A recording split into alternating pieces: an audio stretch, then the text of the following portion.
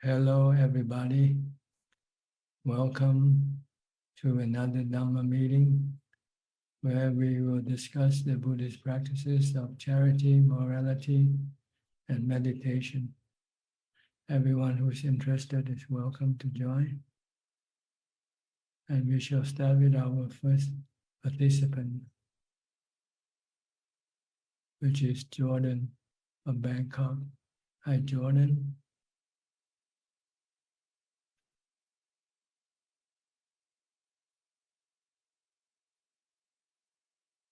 Unmute your microphone first. I think you have. Good evening, Ajahn. I'm sorry it wasn't letting me unmute. Yeah, but okay. How are you doing? Very happy to be here this evening. I'm doing well. I wish I had a good question to ask you, but I'm feeling very clear on how to practice these days, thanks to your instructions.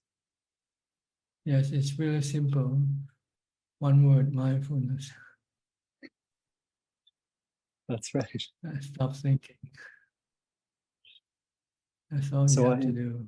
Instead, I'm just focusing on, instead of thinking about it, I'm trying to focus on doing it. Yes. Why is it so hard to do, to stop thinking? Why is it so hard? It's just a bad habit, I guess. It's hard to teach an old dog a new trick. That's right. The mind is an old dog. It's been the ages is countless. It's been existing for millenniums. Mm-hmm. It's been thinking for millenniums. Yeah, so it's difficult to teach it to stop thinking. It's like when you're used to using your right hand and you have to use your left hand instead. You'll find it not easy to do it. That's right. But if you're forced to do it, if something wrong with your right hand and you can't use your right hand, then you might have to force yourself to learn to use the left hand. And eventually you'll become left-handed, So it's just it gets easier with practice, eh? That's right. That's what it takes. Just keep on practicing, and it will become easier and easier. Wonderful. So train yourself in mindfulness. This is the first step in the practice.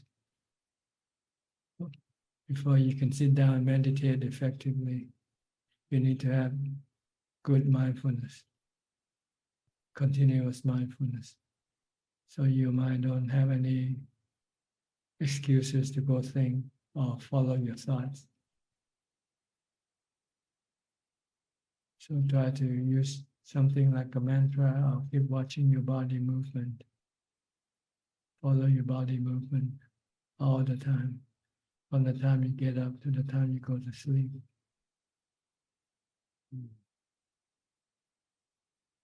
Okay? Okay, I will. Thank you. That sounds very clear to me. Okay. Maybe later if you have any question. Thank you, Tanaja. Ken from Switzerland. Hi, Professor. How are you doing? Good afternoon, Tanajan. I'm very well, thank you. Any question today? Yeah, I have a question.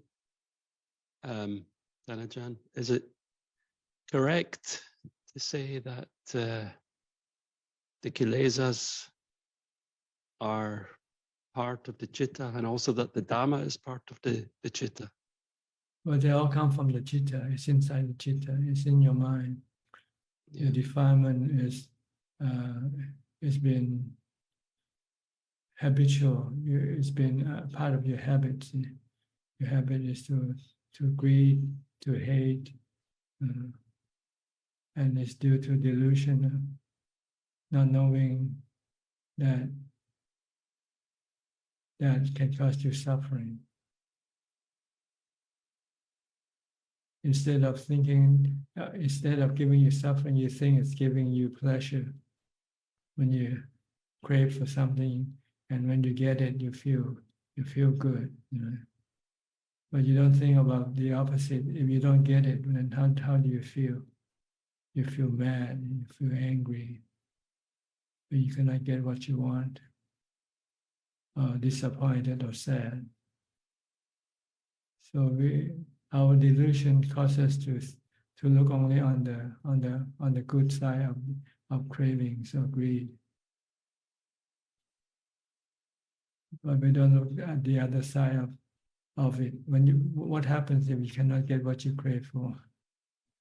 Or what happens you lose the thing that you got that you crave for? You get something and sooner or later you lose it. Because everything is anicca, everything is impermanent.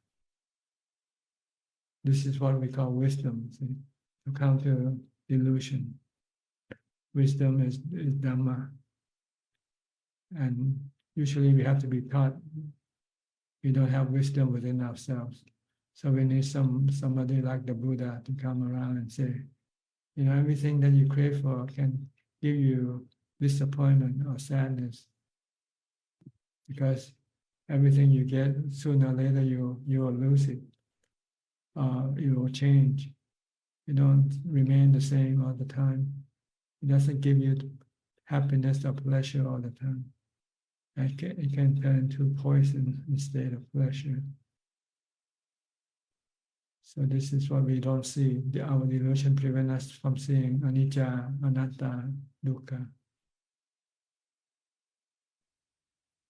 So we go after things and then we become embroiled. In the pursuit of getting it is already dukkha. To get something you have to, work hard for it. And when you get it, you can lose it. And when you lose it, then you become sad again. Then you go look for it again, for replacement. And it's the same thing, the replacement is also impermanent. But you cannot remain without anything. You're like a drug addict. You have to have something to feed you all the time. Sensual pleasure. You need to see, you need to hear, you need to smell and taste and touch things all the time. Without them, you feel empty, unfulfilled. But this thing cannot fulfill your mind. They give you more cravings because they're like drugs. You take it and then you want to have more of it. And when you cannot get it, then you suffer. So it's all in our mind. Defilement. Usually we have defilement, but we lack Dhamma, lack the wisdom of the Buddha. Until we are fortunate to come across his teaching and start to study and start to follow his teaching. Then we will then have some countermeasure to go against the defilement of the kilesa.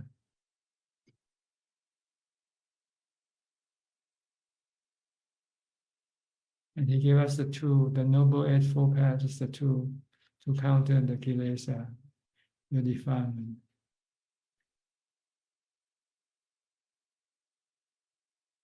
The Noble Eightfold Path can be condensed into three: the practice of morality, meditation, and wisdom, vipassana.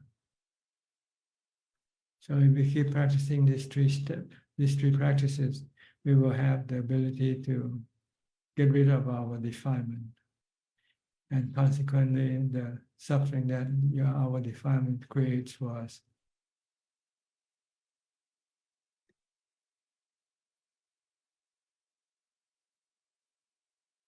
So don't try to study the mechanic of things. Try to study the how to, how to do Don't worry about, it's like driving a car, just learn how to drive the car. Don't worry about the mechanic of the car. You know, what RPM, what cylinders you have, you know, horsepower and so forth. You don't have to know all these things. All you have to know is how to drive the car safely, to take you home, or to take you to places where you want to go. And our goal is to the complete eradication of suffering. And in order to get there, we need to practice the morality, meditation, and wisdom. Sila, Samadhi, and Panya. We call the triple training.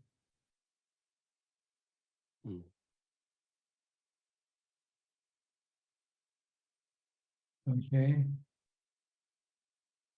Very, very clear and helpful, Ajahn. Thank you. Yeah. Sometimes we study too much about the mechanics, the composition of things. We forget the things that we have to do.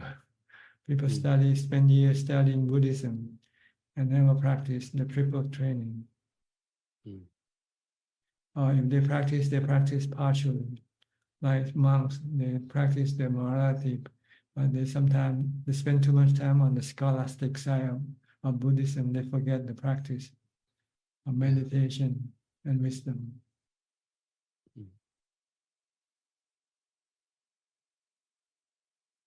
Okay. Thank you, Ajahn. Thank you very much. All right.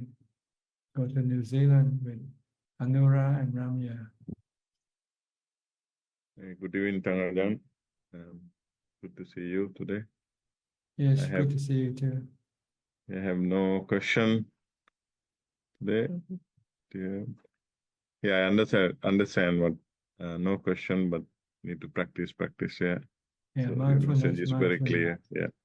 Give their precepts. Stop watching TV and entertainment. And we have given up that pleasure. Give up the sensual pleasure. Yeah, totally. So you can have time for practice meditation. Yes. Yeah, we have given up TV and entertainment completely. Yes. Yeah. Much, Spend your time if you want to watch something. Study the Buddha's teaching to clarify more how to practice properly. Yes. Yeah. Okay. Yeah. Thank I'll you. go to Malaysia and then to Philip from Kuala Lumpur.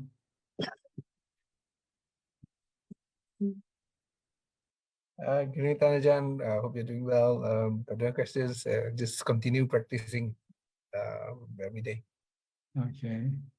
How far have you gone now? How far?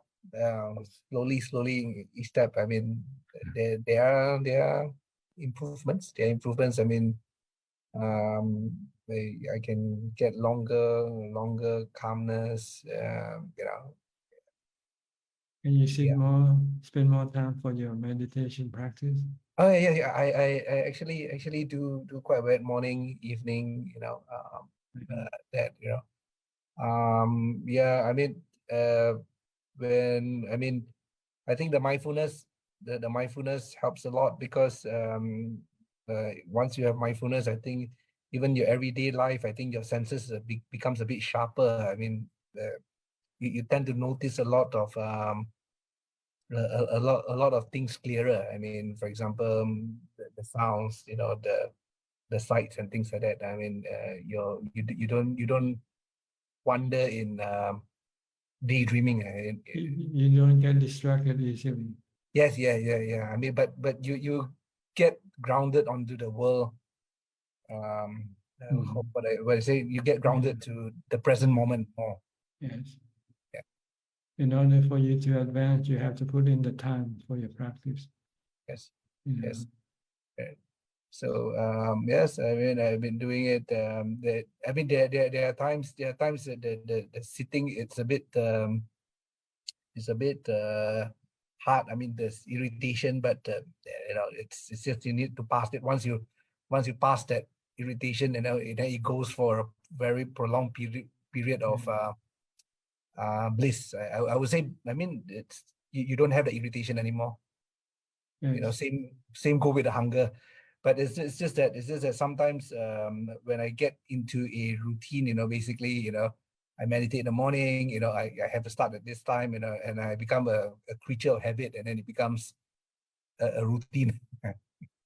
Yes, you have to have sticks. You have to stick to your schedule. Yeah. You have to have that discipline.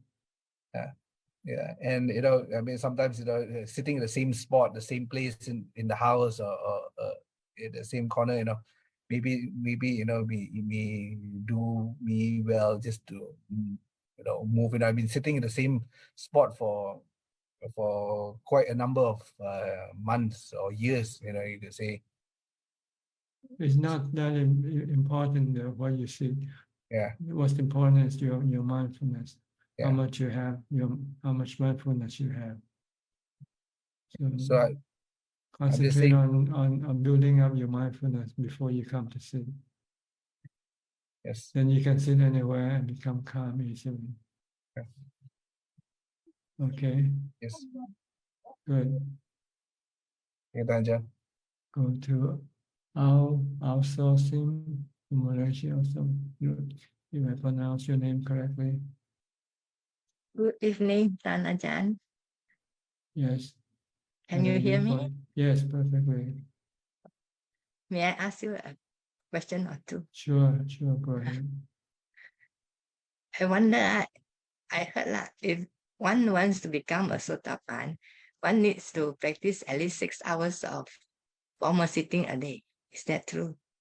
There's no fixed formula really for practice. Yeah, it depends on various factors. Different people have different build up to achieve Sotapanna. Maybe in your past life you did more, so you don't have to do more in this lifetime. If you in your past life if you didn't do enough, then you might have to do more in this lifetime. So it's still the same thing. You have to practice sila, keep the 8 precepts, and try to meditate until you get to equanimity. Once you have equanimity, then you can go up to study the nature of your body as being impermanent, as being no self, as being merely just for not you that get old, get sick or die. So if you understand this, then you can let go of your attachment, and you will not feel any pain when the body becomes sick or when the body dies. So you still need to practice this morality, sila, samadhi, and panya. But how much you put in the effort, that varies from individual to individual. Some people might not have to sit for 6 hours, because if they have good mindfulness, they can sit for 5 minutes and then the mind can enter into jhana right away. And then they might be in jhana for 1 hour or so, and that's enough for them to come out and teach the mind to let go of their attachment to the body. So there's no fixed formula, really. See. Some people just listen to Dhamma talk and can become a Sotapanna. So, it depends on how much you already have in your mind to finish the work. I see. Just keep on practicing. Just check yourself out, how are you doing with your morality? Can you keep the 8 precepts without, can you give up sensual pleasures, watching movies, going on holidays, going to places? Can you stay quiet, alone somewhere, be alone, and concentrate on your meditation practice?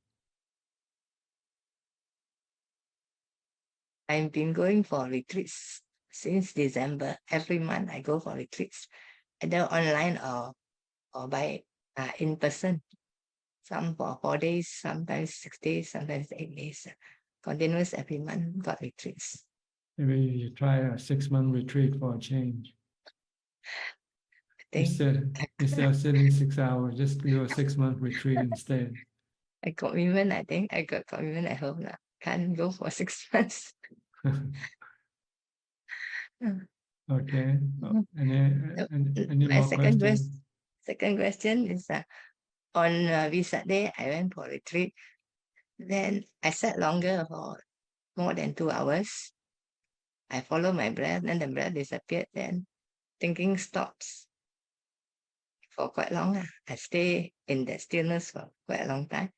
Then I experienced a drop in my mind, a drop and sudden drop in my mind. Is that normal? You don't have to worry about whether normal or not. Just know it is for what it is. You know, the goal is to train your mind to let go. After you come out of this meditation, can you let go of things more than before? If somebody say something bad to you, can you just remain undisturbed, for instance? Or if you see something you like, do you have less attraction for those things that you see? This is more important, how your mind reacts to things when you come out of meditation. You should be more non-reactive until you can remain just merely knowing. Every time you see things, you merely know. You hear things, you merely hear, without having any reaction, emotional reaction, whether love, hate, or fear. That's what you want. Sometimes my husband says something, then I just consider whether to answer or not to answer. I just ponder first before want to answer or not to answer. Well, if you have equanimity, you know you don't have to answer. If you answer, there's a self in you. There's a delusion.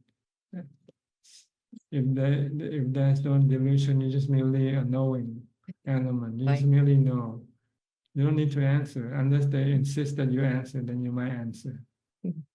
But otherwise, you just listen. Just know what they say, what they do, and leave them alone.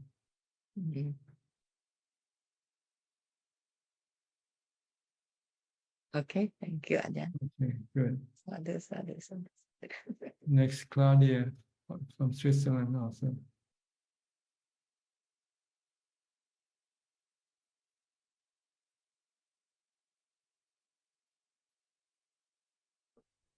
Good afternoon from Switzerland, Tana-chan. Can you hear me?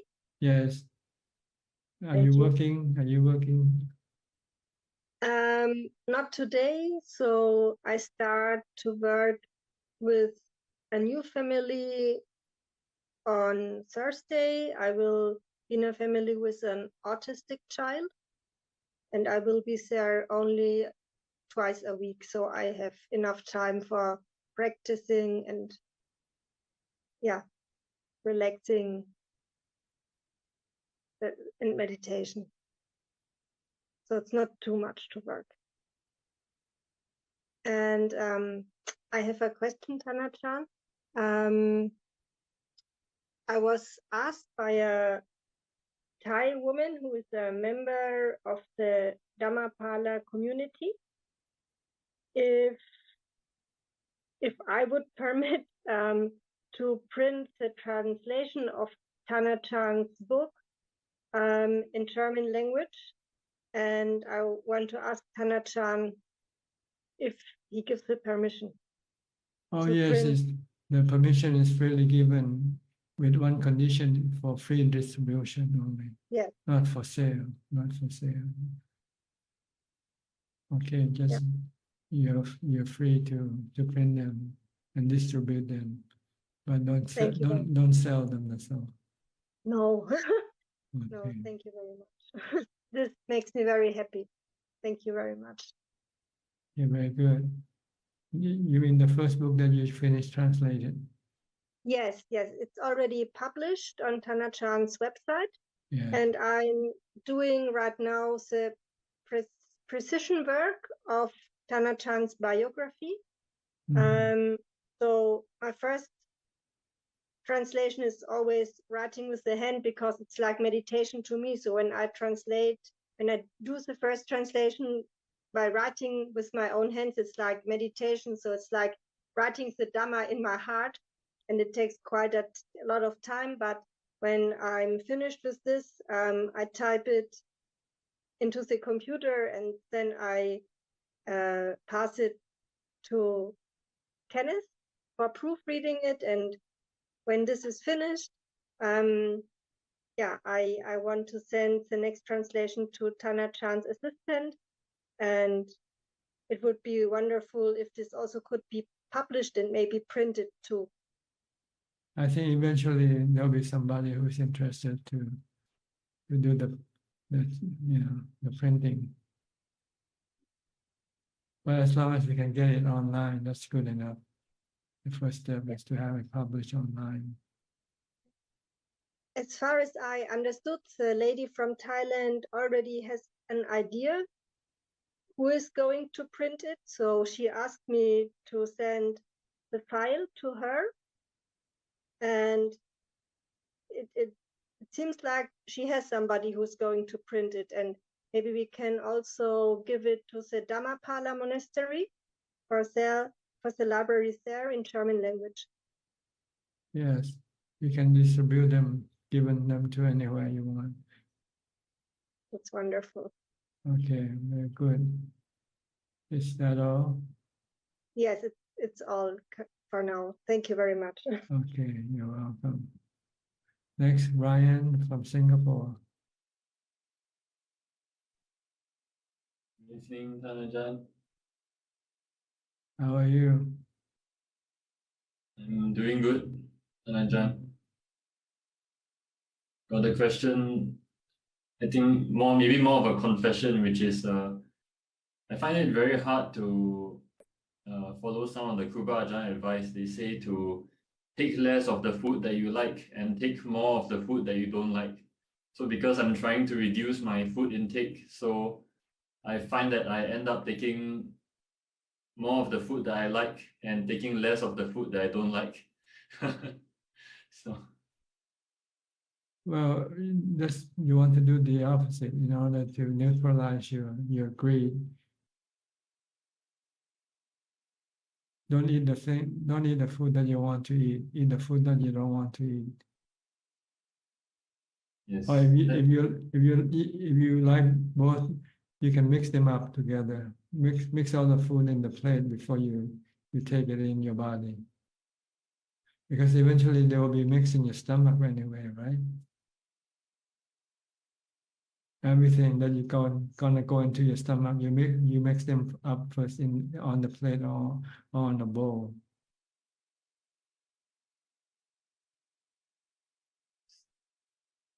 Put everything in and mix them all up, like you would mix them up later in your stomach. Because we don't want to eat for pleasure. We want to eat just to maintain the body. Eat like giving the body medicine. When you take medicine, you don't care what the medicine looks like or tastes, right? You just put it in your mouth and swallow it. And that's the way you should eat food.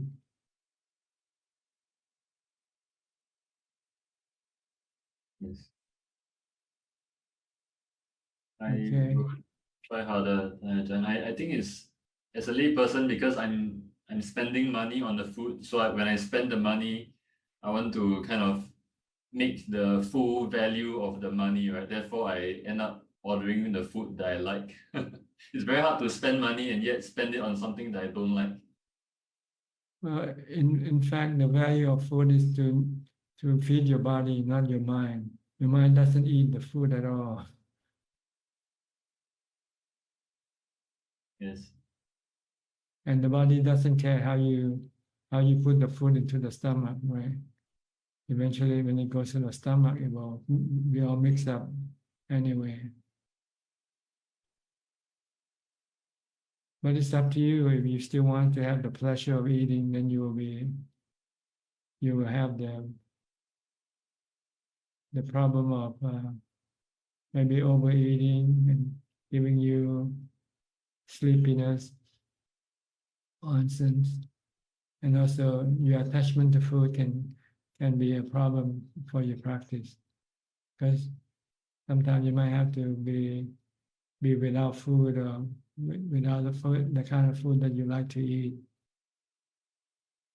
If you want to practice more intensively, you want to go into the forest or places like that where the food is not the type that you will get in the city, in the town.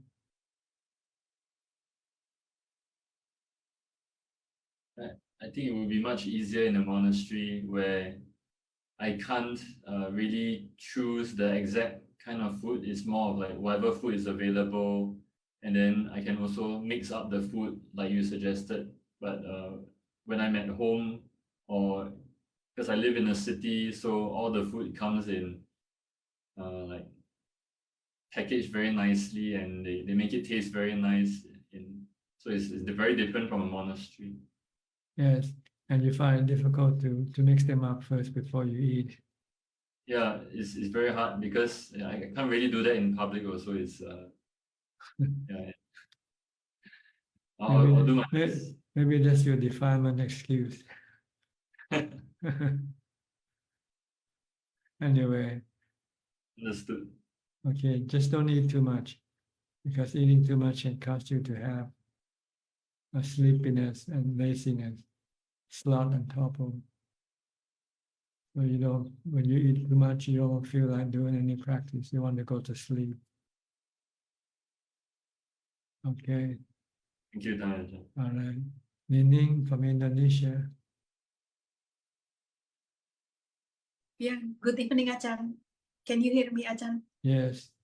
Yes, from the Dhamma talk, from the question and answer, I can now understand that Ajahn say that the mind is permanent. So it takes me long to understand and to comprehend that why the mind is permanent. Maybe because in this Wesak month, I do Dana, Sila, and Samadhi the whole month. I go to monastery in the morning, in the afternoon, and listening to the Dhamma talk at night the whole month. So finally, in the last question and answer in the Facebook, I see some people ask Ajahn about why Ajahn said that the mind is permanent. So my question is, if the Arahant are all in the spiritual universe, so can I ask them for help?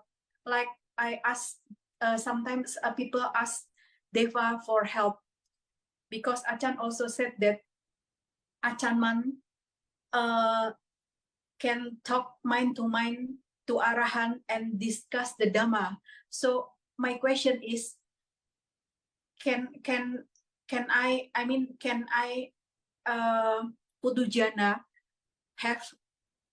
can communicate to Arahant mind to mind and asking them for help like they live before, they like Kasapa Arahant yang Mahakasapa help the poor people like that. I think this is a ridiculous question to ask. You know, Oh, yeah. what for? What do you want to connect it with them for? When you can connect with the Buddha's teaching right now. You know, and besides, you need to have psychic power in order to be able to connect with other spiritual beings. Yeah. If you don't have psychic power, then you cannot connect to any spiritual being. And it doesn't mean those spiritual beings want to be connected with you either. Yeah, I see. You can, it's like you calling somebody on the phone, it doesn't mean that they want to answer your phone. even if they can talk to you on the phone, but sometimes maybe they prefer not to communicate with you. Oh, I see. So Yeah, if you because want to learn the Dhamma, we have the Dhamma teaching right now, and we still have many enlightened monks, enlightened disciples around that you can go and study with. So when you want to do something difficult or impossible for you to do, yeah, okay, because it's just curiosity. It's just my curiosity because a lot of question about the mind is permanent. So it Ajahn and also tell them about their existence in the spiritual universe. So I just my curiosity so that they who have superpower maybe can help human Yes. being like I me. think you're curious for the wrong thing. You should be curious about how to get rid of your suffering better. Okay. Yeah. And the second question is Ajahn said that the sixth element is not the formation.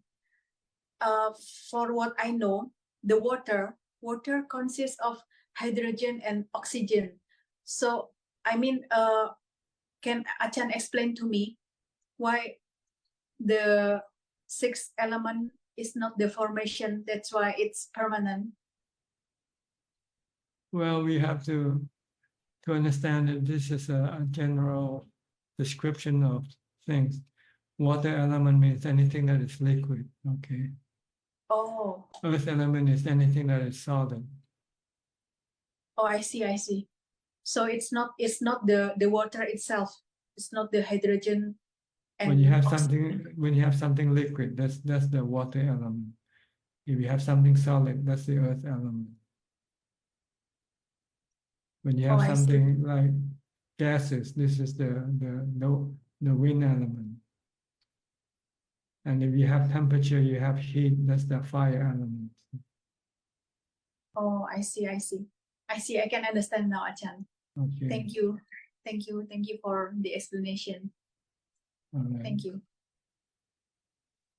Okay. Is that all? Yeah, that's it. Okay. All. Thank Don't you. worry too much about this thing. Worry about how to get rid of your defilement. That's more important. Knowing this thing cannot help you get rid of your defilement. Yeah, I give up to this whole month. I give up to the sensual pleasure because in the Wesak month I do 8% the whole month, and then I do dana the whole month, and also do samadhi and listening to the Dhamma talk, and that's why sometimes I need. I mean, is there any quick step? Yeah, it's just my curiosity to find the quick step to my practice like that. It just maybe it's my weakness. I want to step the fastest way like that. The fastest way is to have mindfulness. Thank you. Sati, And also practice mindfulness.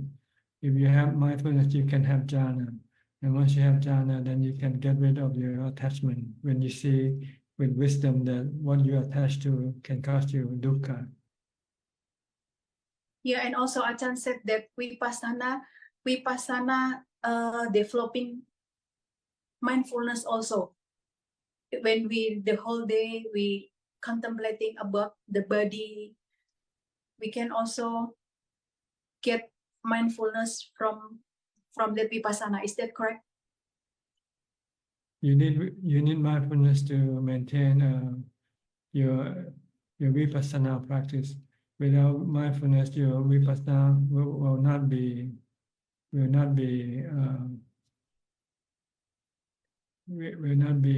order. It will go.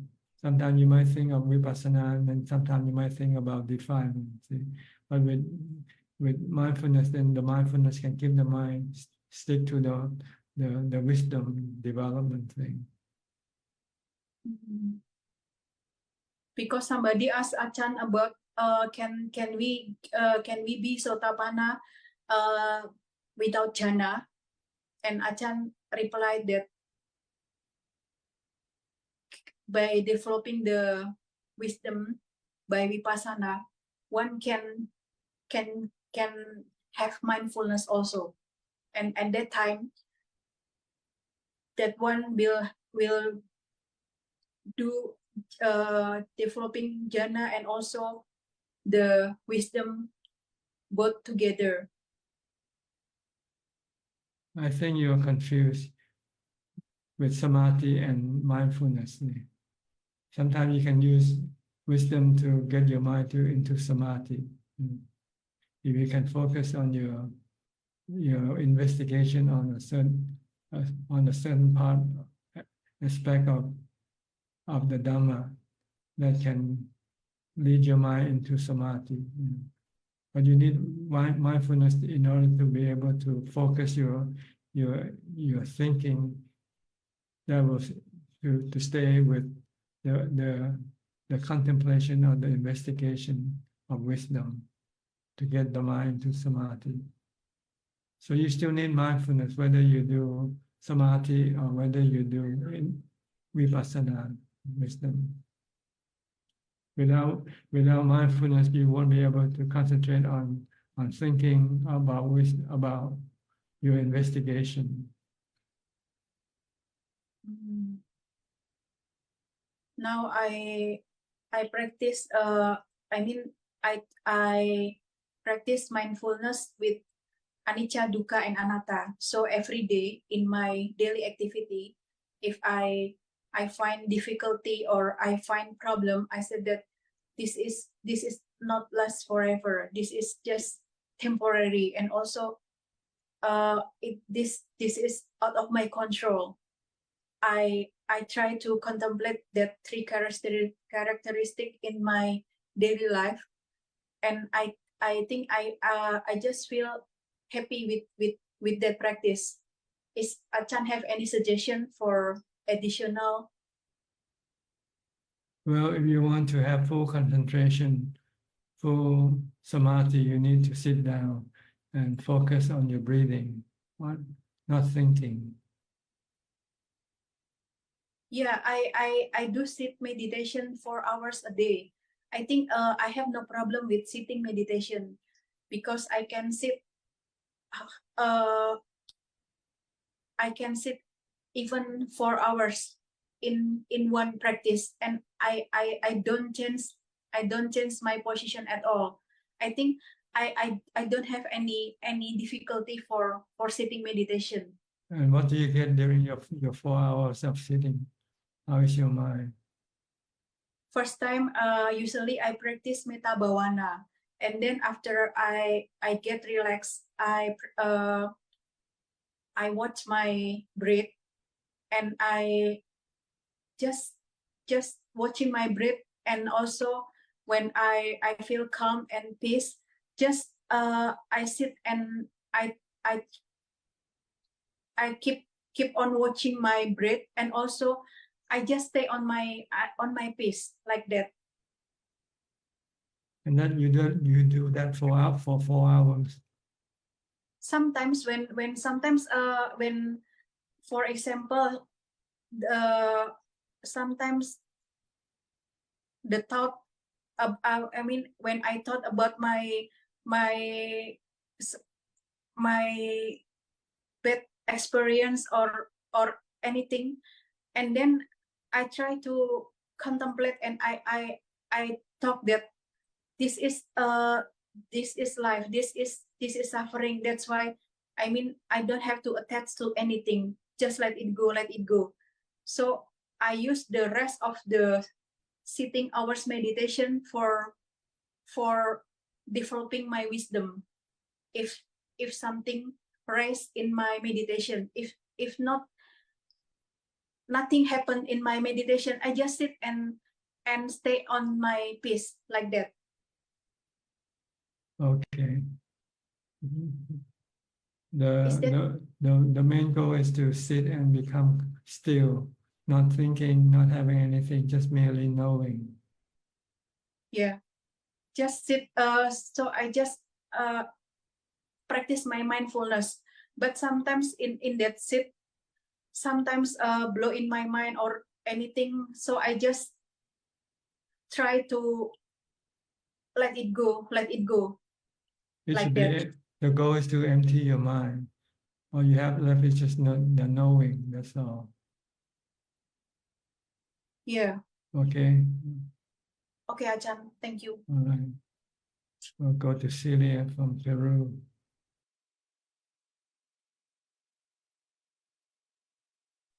Hi, Celia. Hello, Tanajan. Good evening. How are you? I'm fine. Practice is going more or less. I've decided to change my meditation to focus more on the body. So by now I don't have questions. I want to see how it goes. No? Okay. When you meditate, you focus on your what? Your body? Yes. Now I want to do more of Asubha.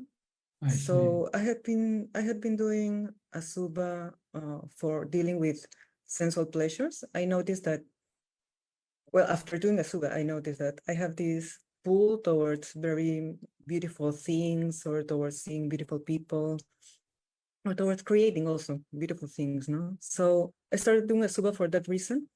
But now I think that is very good also for creating a little bit of detachment from people and things, especially from people.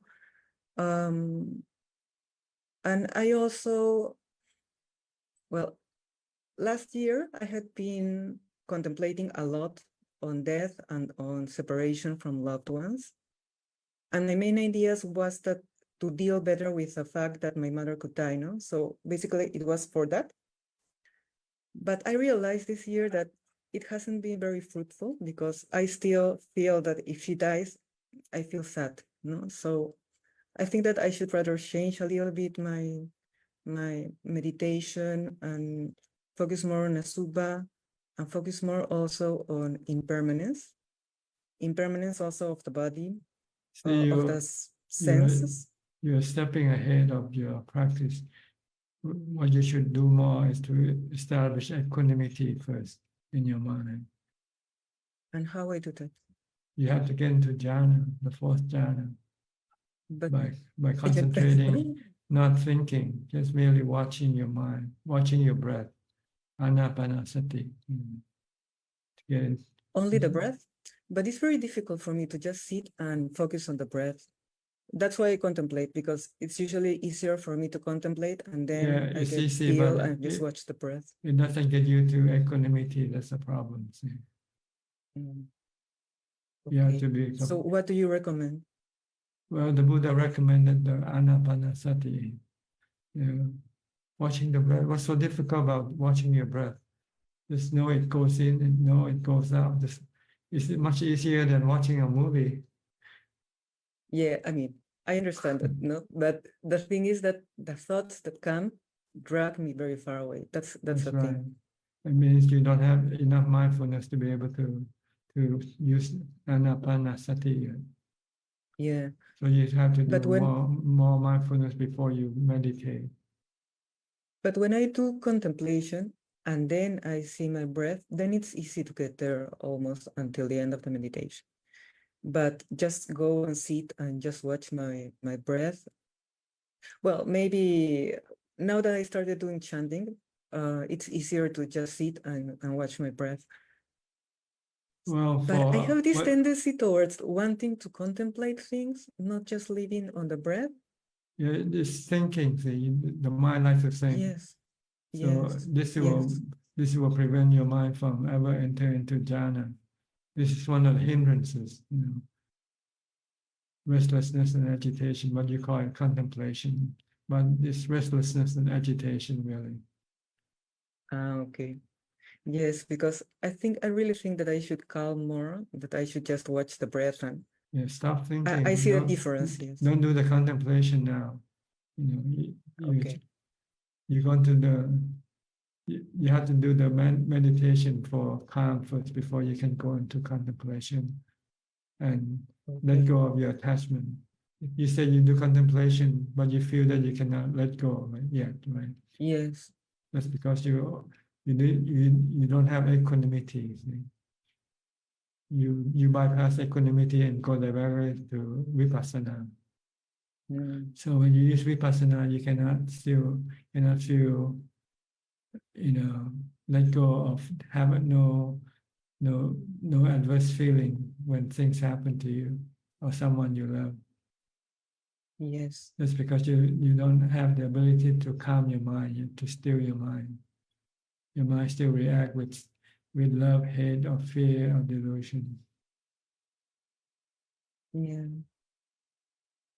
Now I can do that. I can try that. Thank you for that.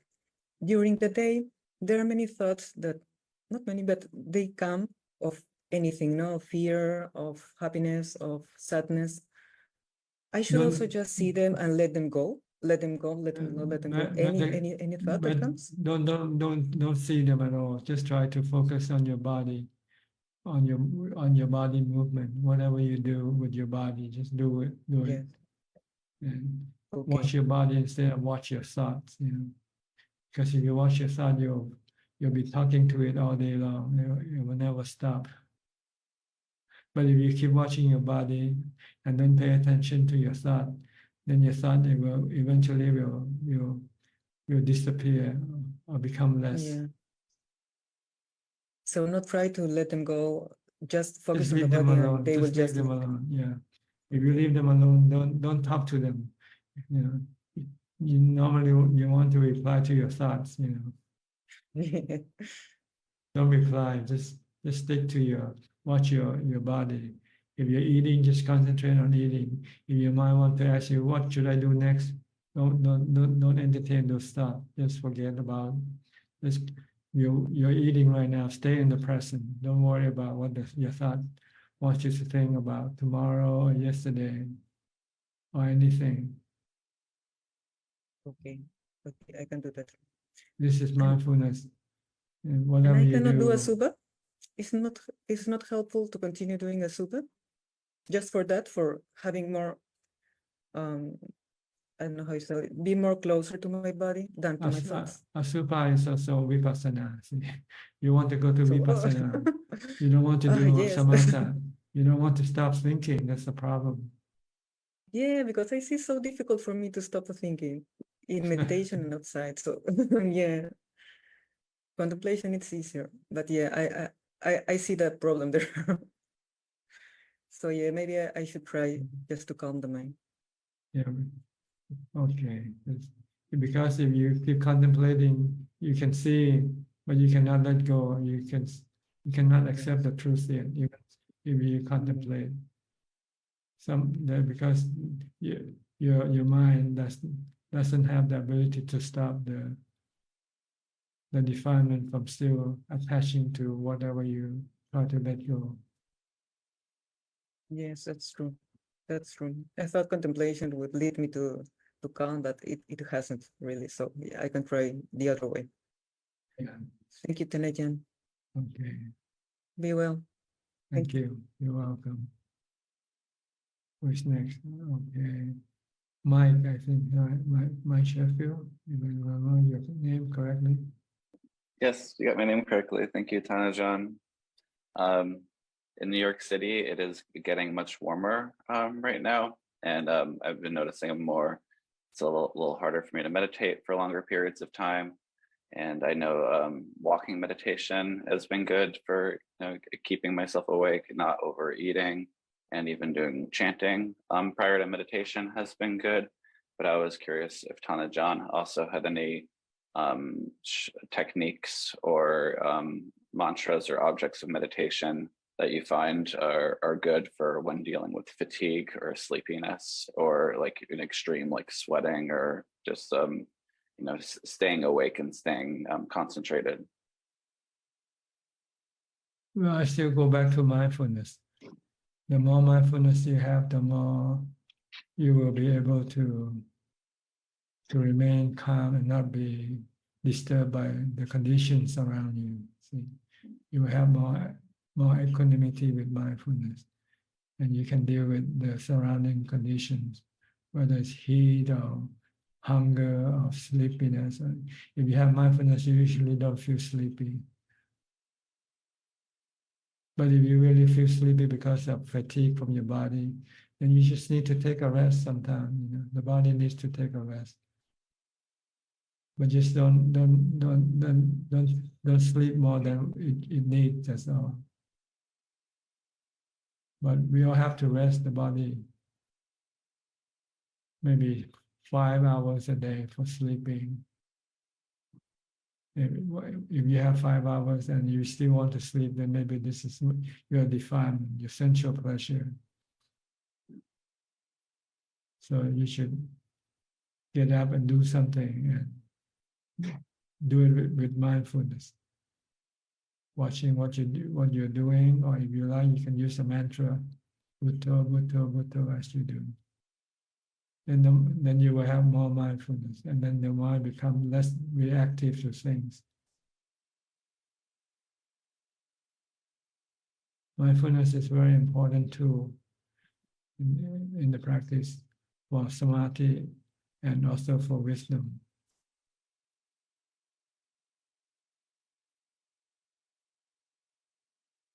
I had also been thinking about a time that I had reached a heightened level of samadhi, and I remember it had arisen when I was away with my family, with my parents, and my brother and sister and their children. And I remember I had been spending a lot of time with my family, and especially like looking after the young children. And I had this kind of a breakthrough meditation. And I was curious if in Tanajan's experience, like there was any connection between like, whether maybe it was between merit or, just like selflessness and like levels of samadhi, or if there's even like a connection between like, spending time with your elders or, like taking care of children that you've ever found has led to deeper levels of meditation. I think this is just a one-time incident. What you want is to have it all the time. And in order for you to have it all the time, you need to have continuous mindfulness. And in order to do this effectively, you have to be alone to be able to develop your mindfulness. But sometimes when you're in a certain place and a certain condition, things might somehow cause your mind to become calm. Yeah, but this is just only maybe just once in a lifetime happening or something like that. So you shouldn't rely on that experience.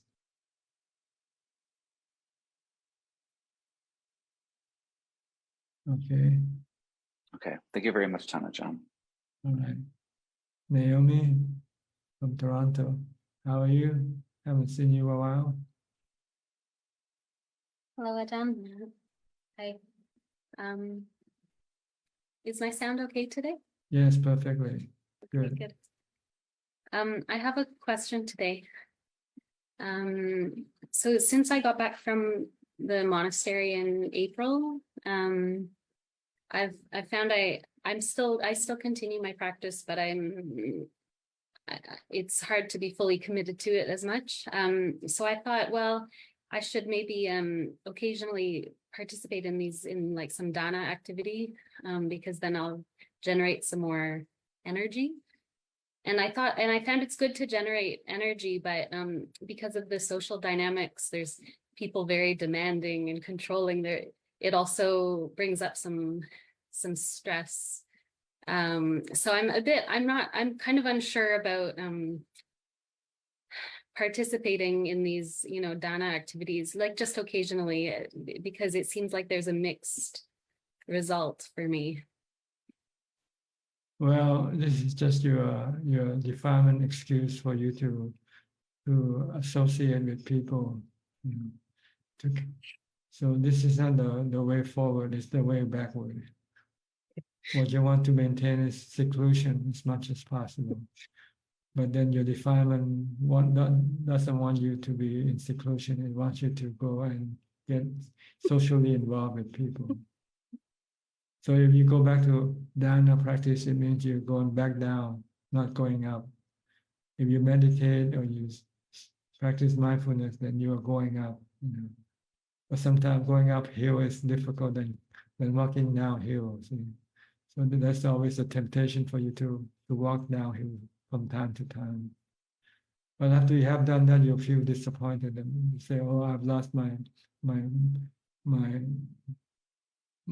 path. What I should do is I should try to maintain at least where I was, rather than coming down." So maybe you need to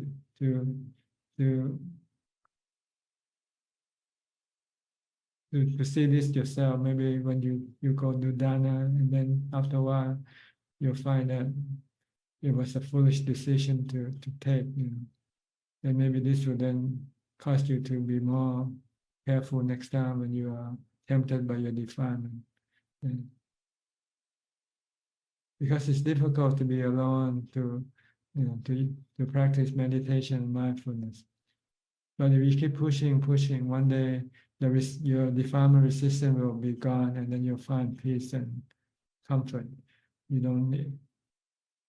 But as long as there's still resistance, then this is difficult. But you have to endure. You have to use patience and effort to keep on, continue on with your mindfulness and meditation practice. And one day it will be successful. It will be worth the effort. But if you walk backward, then you have to come back to the point where you were before again. And you will still have to face the same dilemma, the same problem, which need to be solved by pushing yourself forward, not going backward. Understand what I mean? Yes, it's very clear. It's very helpful. Yeah, I felt a bit confused, and this is just brings me back. Thank you so much. Yeah. I have another student have the same problem. She finds it difficult to meditate. So whenever she sees the meditate, she feels like there's something inside her pushing her outward. But when she goes out and do dana, she feels good. The pressure is released. But this is a false sense of release, really. Because you have to walk back up again. So why walk down when you have to walk back up again? If you're on the second floor, why walk down to the first floor? And then eventually you have to walk back up to the second floor again. Why not try to stay on the second floor? And try to push yourself to go up to the third floor and stay. Okay, just keep pushing mindfulness and meditation, regardless of how you feel. If you feel tired, maybe you can take a rest, temporarily rest. Maybe do less meditation, do less mindfulness, but don't go do dana. That's too much. Of a retreat. You don't want to retreat that far down to dana. If you find it hard to meditate, maybe okay, relax, read Dhamma books instead. Listen to Dhamma talks.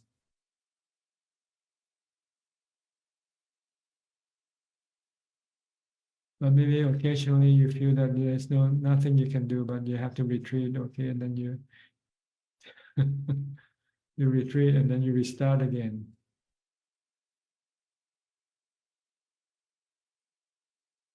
All right.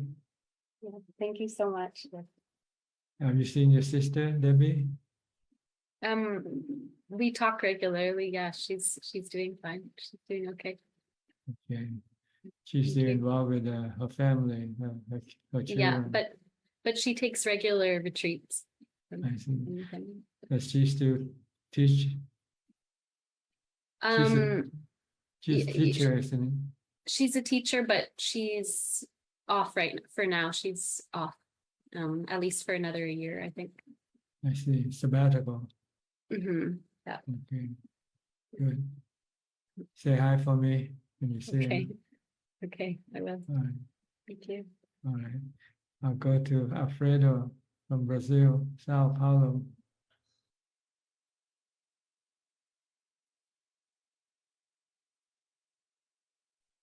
Hi, Bante. Hi, how are you? Good. Ubeka.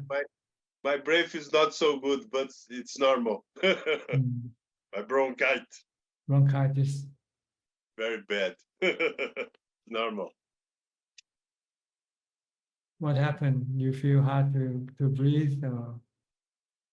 I have to expectorate the catarrh.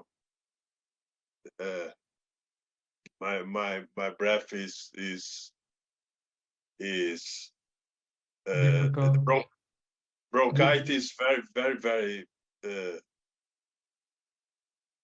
the breath is splint of catarrh, splint of. I have to expectorate. Do Get you off, feel get off. you feel any pain? No, No pain. only difficult to To breath. breathe. To breathe. Okay. Yes, but it's okay. Only in the morning. Okay. More in the morning. Are I you- take a grip. Grip. Looks like COVID, but it's not COVID. Only grip. You have any medicine to take? Don't. No medicine you can use to cure. No. Yes. I take, but it's not enough. But Not not enough. enough. Bronchitis is chronic. Fine. Okay. Yes. But my sati is very good. My sati is very. Yeah. Atapi sati, atapi sampajono. As long It's as you very can good. you can remain undisturbed by your bronchitis, that's okay. After bronchitis, only when I have to tossing, not practice, but after I am okay, I practice. Okay. But the samsara is a problem. Don't worry to samsara, but it's okay. I have the problem of woman of Peru thinking a lot, but I gave the order to my mind, not thinking. I am practicing. The hour now. I am practicing. The problem to thinking a lot. I have a lot to, but it's samsara, né, Bante? Samsara is not a problem, né? Don't worry to samsara, né, Bante? Samsara is rebirth. When you keep rebirth, the samsara. Yes. When you stop rebirth, then you get out of samsara and you get into nibbana. Yes. Yes. It's a If desire. if you can stop thinking, you can get to nibbana. If you cannot stop thinking, you'll continue on in samsara. Yes. Yes. All right. Yes. I'm practicing very good on sati. Samadhi is a little difficult to me, Bante, because I have a problem to my health. Né? Yes. But sati is okay. Okay. Just do whatever you can. Yes. All yes. right. Yes. Okay. Hope you get well soon. Thanks. All right. Sammy from Lebanon. Hi, Sammy. Are you in India or are you back home? Hello, Tanajan. I came back to India about a few weeks ago. And Same place back where you were before? Yeah, in Bodh Gaya, in the Korean temple in Bodh Gaya. And I have a very urgent question I want to ask you. I've been trying to join your Zoom calls, but for some reason I wasn't getting the notification. So I've been really meaning to ask you this question. When I'm meditating on my breath, then after about 35 to 40 minutes, I feel like my heart just drops like to the ground, and my breath stops. And no matter, and this has been happening every single session, no matter how hard I try, I cannot remain in that state, because then I'm like gasping for air, almost like someone emerging from under the water. I go like, I just don't know what's happening to me, and You I'm should not able to cross that. Yeah, you should not react, just merely know, just merely observe. And let whatever, if you're gonna run out of breath, just let it happen. Don't try to grasp for breath when you feel that there's no breath for you to breathe. Just merely be watching. Use mindfulness. Don't react to the situation. Understand what I mean? I understand, but it's like, it's so real. Like, it's like I'm almost dying. That's right. It feels like dying but actually that's when the mind wants to enter into jhana. That's what will happen sometime.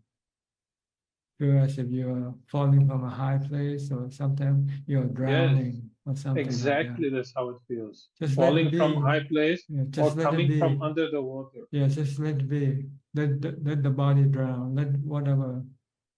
Don't worry. The mind will just keep watching, and then the mind will then be separated from the body temporarily. This is how you separate the mind from the body, see. But if you keep holding on to your body, then you will not be able to separate from the body. Just stay mindful, that's all. Just be mindful, just keep watching. Like you watch a movie.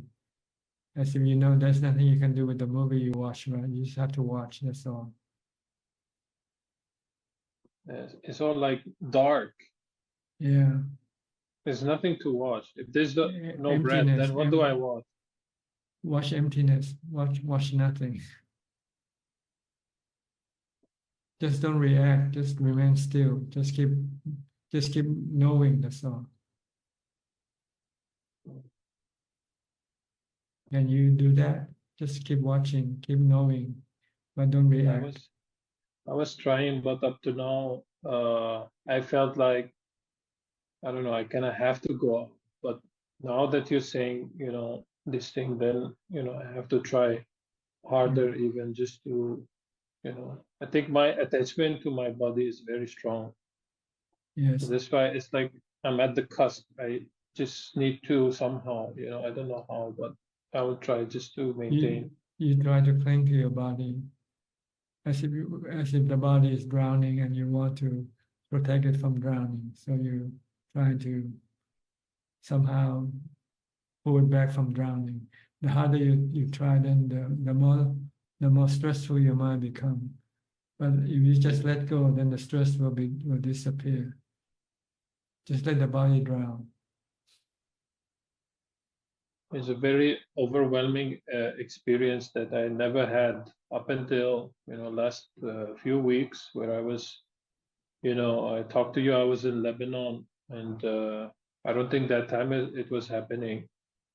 But since then, it's like consistently every single session, and I got frustrated. Like, why is this happening? And I'm not able to talk to you.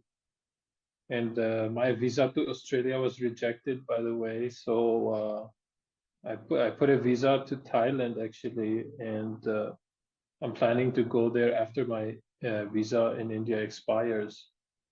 So it's like 2 to 3 weeks. I'm not getting notification. Where is Tanajan? Is he sick? Is he in the hospital? He's not going online. Then I realized there's something wrong with the notification, actually. So actually, I've been doing more walking meditation because of this experience. It doesn't happen during walking meditation. So it made me avoid even to sit for long periods. So now I'm just sitting for half an hour instead of 1 hour. Just don't worry, whatever appears in your meditation cannot hurt you. Just like watching a movie. Yeah, it's like I know that, but that moment when this happens is like so You- overwhelming and yeah, terrifying. You couldn't help yourself from being terrified. Yeah, completely. Yeah. Like you really feel you're gonna fall. Like when you're in a dream and you feel like you're falling, then you wake up. That's It's the right. same feeling. Same thing, same thing. Just tell yourself it's just a dream. Don't worry about it. Just let it be, okay? Next time when you meditate, when you come across this experience, just let it be. Don't react. Good, Tanajan. Okay. I will try. Thank you, Good. Tanajan. All right. I'll go to Full Moon now. Full Moon, you're from China, right? Good evening, Ajahn. Yes, I'm from China. From Guangzhou, No, Guangxi. Guangxi. Okay. Yes. Now I have a job and I live in a small village, and I live only myself. Live alone. Yes. Live alone, yes. Good. Good for meditation. No, sometimes I feel lonely. That's because you don't meditate. If you meditate, then you won't feel lonely. Meditating. Yeah, when you keep meditating until your mind becomes calm, and then the feeling of loneliness will disappear. Okay. Because of my major is law, so my brain always busy on my job. Is a little tired. When I do sitting meditation, there's a lot of things, a lot of thoughts will arise. I feel I need some time to calm down, and it's a little difficult for me to meditate.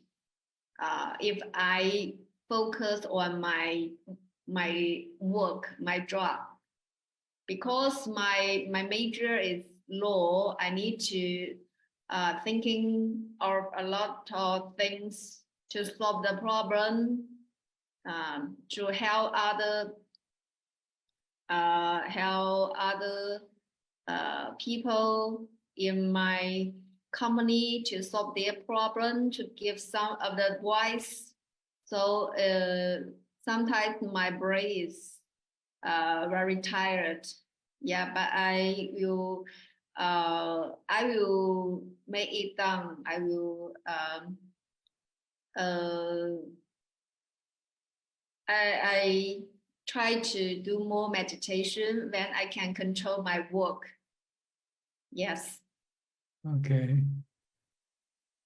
It's difficult to meditate when you have to work, because they are going against each other. Working, you need to think, and meditation, you want to stop thinking.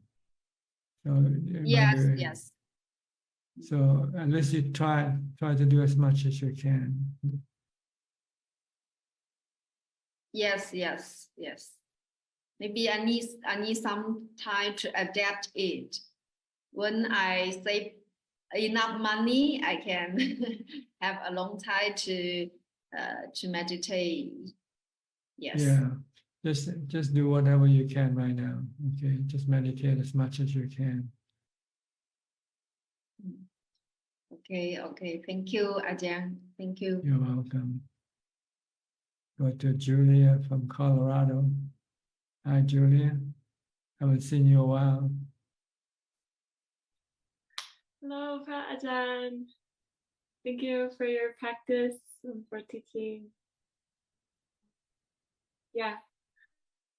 Is it still cold in Colorado?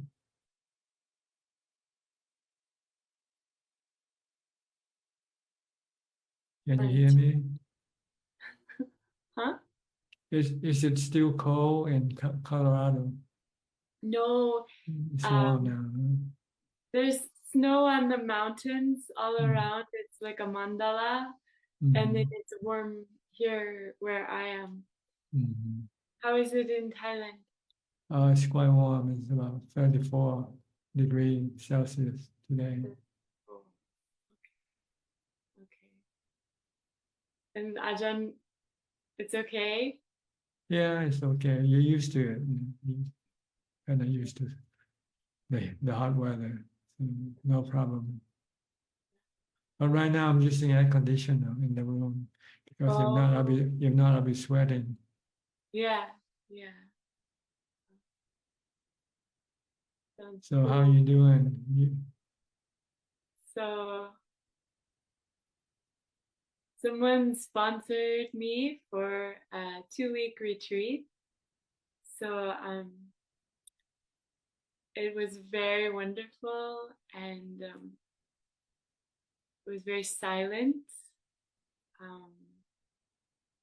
and it was very cool.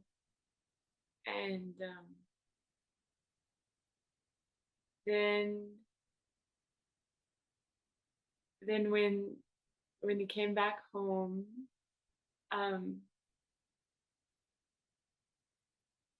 like sometimes my test is if the airplane gets bumpy, then I know that maybe it's just concentration and not freedom.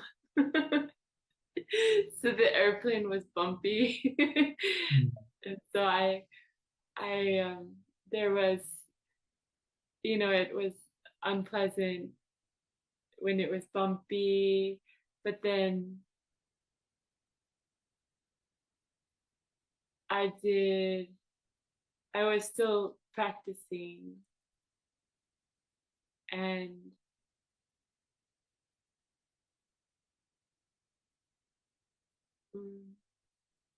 it's very nice to have a home to come home to. So that's lucky.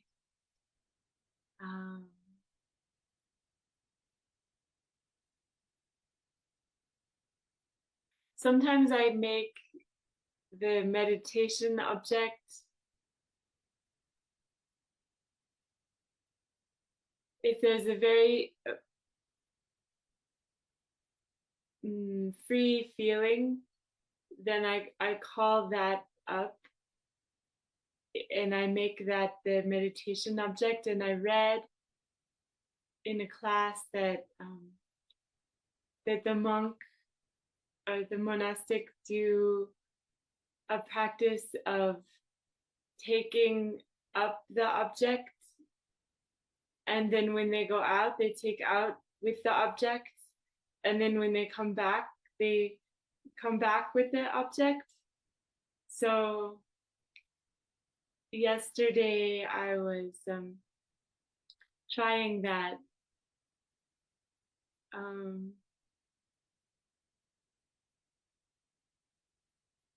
But then sometimes I forget. Yeah.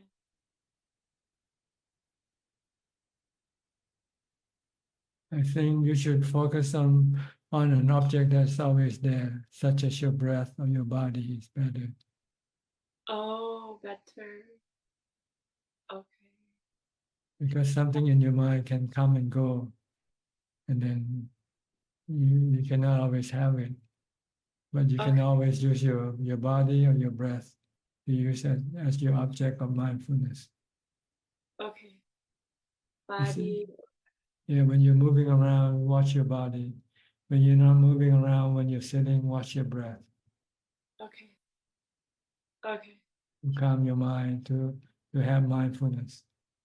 Okay. Okay. All right?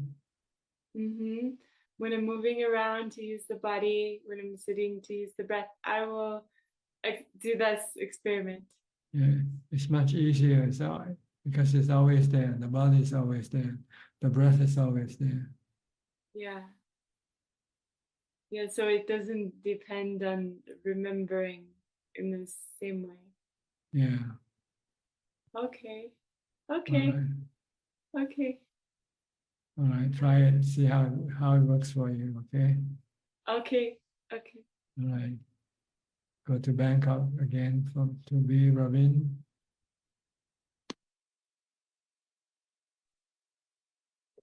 Good evening, Prajan. Good to see you again. Yes. How are you? Good. I'm fine, thank you. What can I do for you? Prajan, I have one question regarding sensual pleasures. Whenever we talk about sensual pleasures, it's actually 5 sensual pleasures, right? It's not just sexual desire, right? But it seems that sexual desire is the most prominent of all.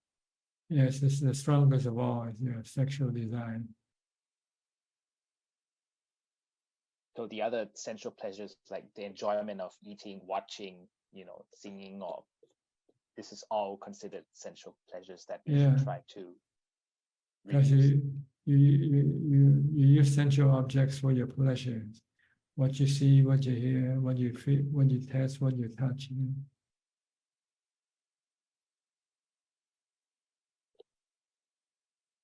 So I sometimes notice when I meditate, it's able to kind of suppress these feelings, but not for long.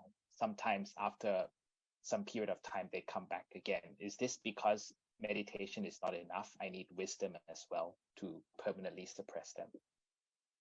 Well, maybe because your mindfulness is not strong enough yet to be able to stop your mind, your sensual cravings completely. So when you meditate, you might be able to calm it down a bit, but it's still working. And so when you run out of mindfulness, then this sensual cravings start to come back up again. So you can use wisdom, but if you cannot just use mindfulness, it's difficult to use wisdom to completely get rid of your sensual pleasure. We normally used to stop the sensual pleasure by mindfulness meditation first, by watching your breath or reciting a mantra to prevent your mind from thinking. When you don't think, then you cannot have, then your sensual pleasure craving cannot come up. It only comes up when you think of something, think of food, think of a movie, then your craving will start to come up. As long as you don't think, then it cannot come up. Oh, I see. Because when you meditate, you stop thinking, so it cannot Yeah, arise. that's right. And when it doesn't arise, when the mind becomes still, you have peace and happiness, you have contentment. So then you have a good reason for meditating. Whenever you feel like you want to go for some sensual experience, and say it's better to go to meditate.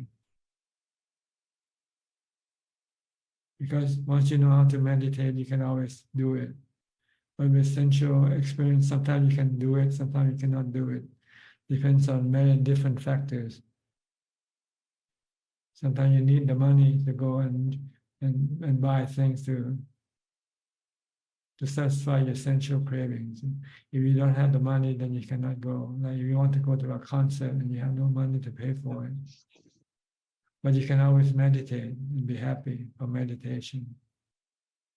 So when you succeed in meditation, then you have an alternative way of making yourself happy. So it's easier for you to resist your sensual cravings. And if you use wisdom to teach you that sensual craving is not reliable, sometimes it's there and sometimes it's not there. And you cannot always have it all the time because it's impermanent. So maybe then you can see the disadvantage of depending on sensual objects for your pleasure or for your happiness. And it's better just to stop depending on them, get rid of them. Don't rely on them for happiness. So this is how you use wisdom to teach your mind to get rid of your cravings for sensual pleasure. once you see that sensual pleasure can be more harmful than beneficial.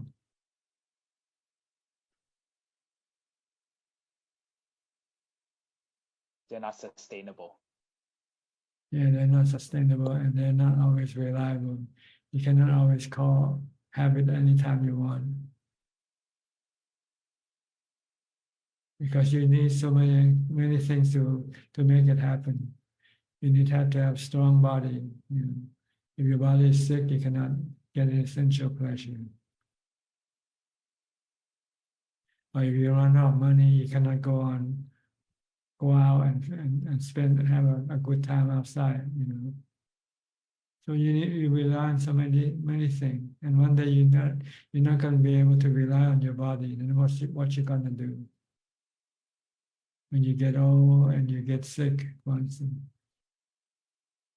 and you feel bad, feel terrible, feel depressed, to the point where sometimes you want to kill yourself. That's the problem if you rely on sensual objects for your happiness. But if you have meditation, you can always have it, regardless of your body condition. When you're sick, you can still meditate. When you're old, you can meditate. When you're dying, you can meditate. So you can always be happy, regardless of whatever happens to your body.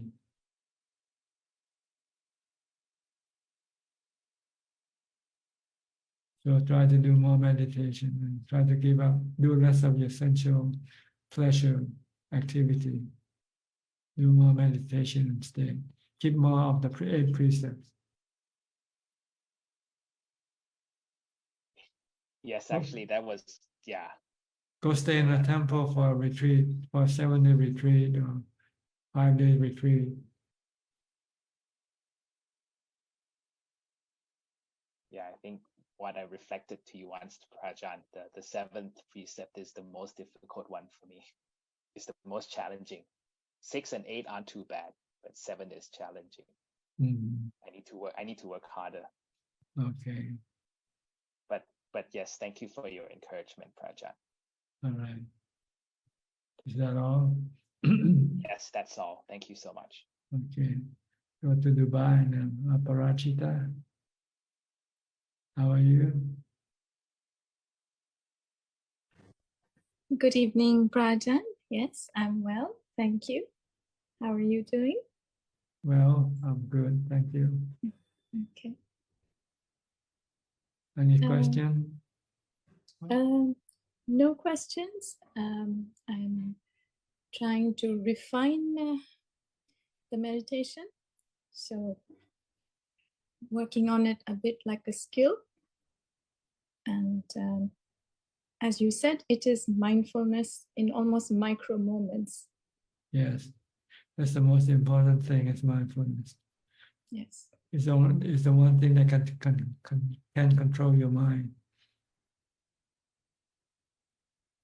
That's once right.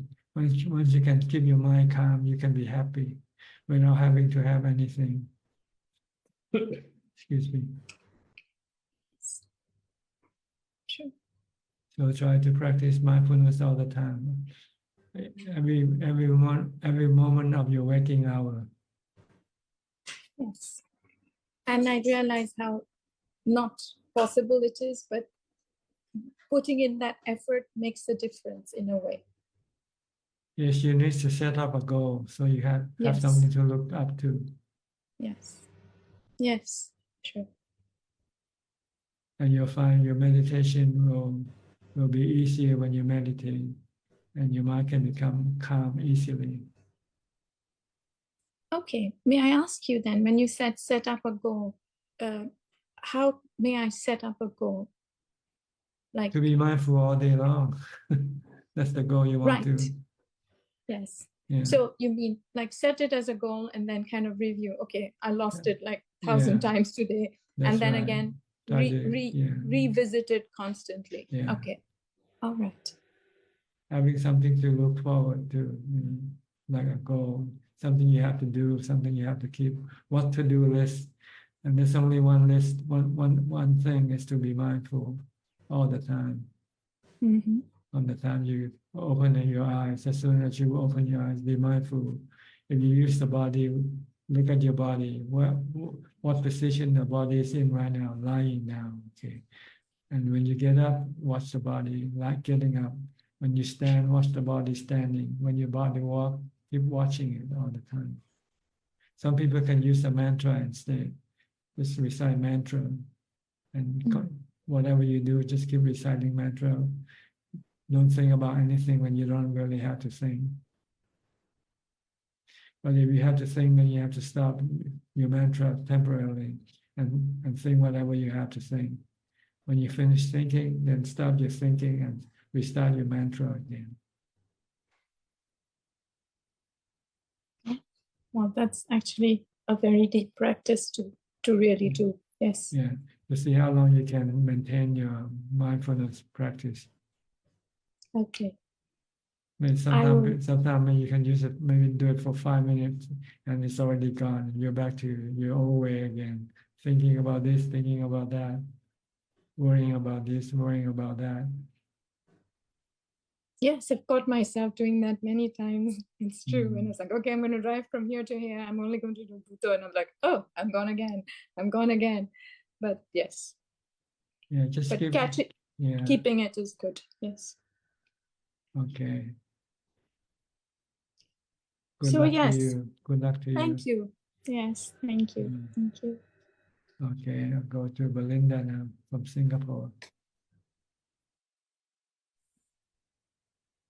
Good evening, Tanja. I'm listening. Okay. How about Kate from Penang? Kate Genso. Can you unmute your microphone? Okay.ท่านอาจารย์ I'm listening ท่านอาจารย์ yeah good evening We'll go to Toronto to Piao and Indira. Dr. Piao is busy or he's back? Yeah, I just came between the patient. That's fine. morning, I just came to grab a mask because the patient is coughing, so I'm not sure whether it's COVID or not. So normally I don't use the mask anymore, but still the precaution is better. Yeah. Better be safe than sorry. Huh? Yes, when there is a cough or something, I'll wear a mask. Otherwise, I've been wearing masks for so many years. I'm so tired to see a mask. When I see a mask, I have to run. Yeah, it's been wearing so many years. Ajahn, I just want to clarify something. Now, when we, it's dana, sila, bhavana, and so when you progress in your meditation and you spend more time meditating, but still, is it okay when you get the chance to do dana? Is that it's okay? I mean, if it doesn't interfere with your meditation practice. Okay.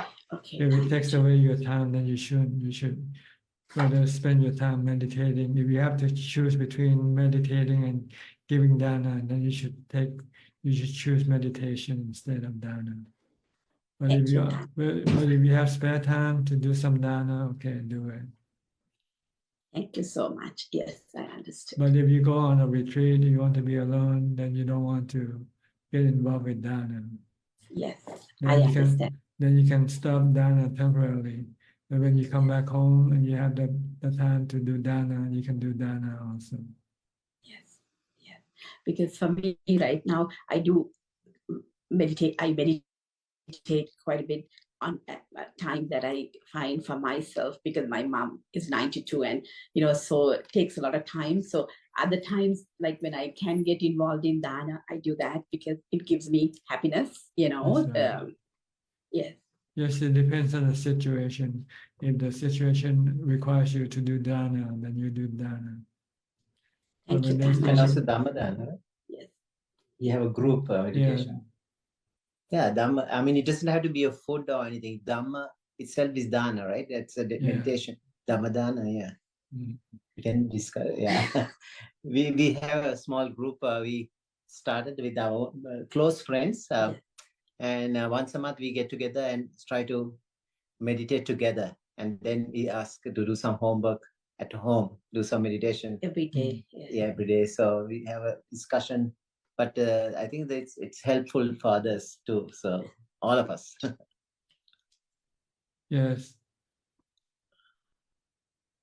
Good, just do. Thank you, Ajahn. Thank you so much. I just want to see you. Every day, yes, seeing Okay. every once a week, seeing you makes a huge difference. Listening to you, so thank you so Thank you much. so much. Theron Sarna. Okay, you're welcome. Good to see you too. Okay, to Intan from Indonesia. Good evening, Ajahn. Mhm. Ajahn, I want to ask Ajahn about mindfulness. Sometimes I think I have a problem. I try to practice mindfulness every time, but like example, when I walking and I focus for my step, if somebody call me, I cannot respond. I cannot respond. So sometimes I think it's problem for me. So how can practice mindfulness and also can respond if somebody call us? Well, if you're in a situation in which you have to respond, then you have to get ready for responding. Yes, the problem is I cannot respond. I need more maybe some maybe 1 or 2 minutes. After that I just I hear the sound they call my name. So I think my response is very slow. So how I can respond fastly like usual? I'm not sure what kind of mindfulness you're having, because if you have mindfulness, you can respond right away if you wanted to. So I'm not sure what kind of mindfulness you're talking about. Maybe sleepiness might be a better word than mindfulness. Oh. So it is not the mindfulness. No, because if you have mindfulness, you're always alert. And you can respond to anything right away. It's not because I focus for my step. I don't know how you do it. But with mindfulness, you should be able to be aware of everything around you also. Okay. Okay. The second question. Last week, Ajahn said, spiritual beings cannot eat the food, but why some people can see the spiritual beings, especially hungry ghosts, if we do the patidana and we ask our relatives to come, we can see they, especially the hungry ghosts, can eat the food. No, the spiritual being don't eat human food, They eat the spiritual food, which is the merit that you make when you give dana. Then you can transfer the spiritual food to them. But why some people can see the spiritual beings? They can see the hungry ghosts eat the food at the table. Well, don't ask me, you ask them. Like, how can they see it? Maybe they're hallucinating or not. You don't know, or imagining something. Okay. So Thank you, Ajahn. don't pay attention too much to what people say. Okay. If you cannot prove it for yourself, then just forget it. Okay. Okay. The third question is when I read Ajahn biography, at their life, he do the tudong to find a place for meditation. But now, some monks do tudong from Thailand to Indonesia, or walking through Malaysia and Singapore for attend our Indonesian National Waisak at Temple Borobudur. So Yes. I want to ask, what is the really meaning tudong? Tudong really means to go to seclusion, to go into solitude, to be away from people, not walking on the street and let people see you walking. Tudong. That's just maybe showing off or teaching people how to do the tudong, or demonstrating the tudong practices. But real tudong practices, you don't go into any. You don't go to where there are people. You go into where there are no people.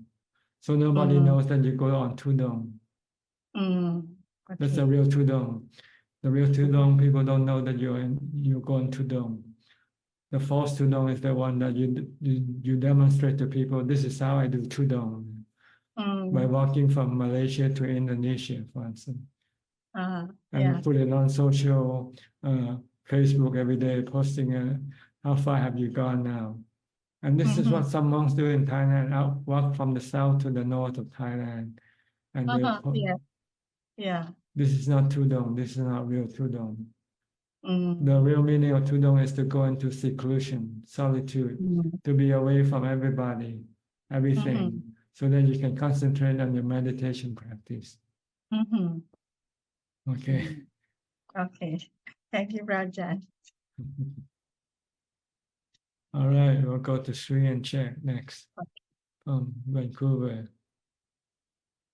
You want to go to Dong from Vancouver to Toronto?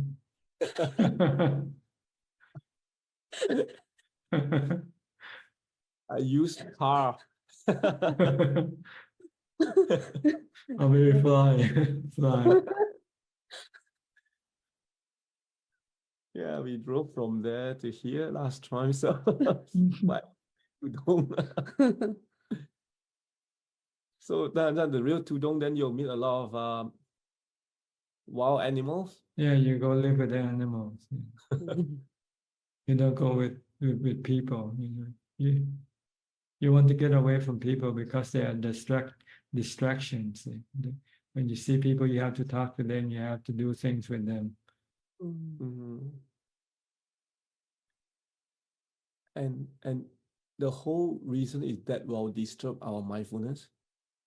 That's right. Will distract your mind. You cannot concentrate on your breath or on your body.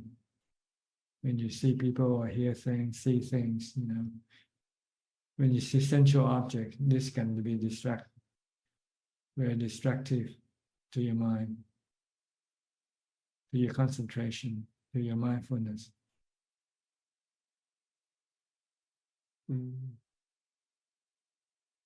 This is one of the hindrances, sensual pleasure, cravings for sensual pleasure.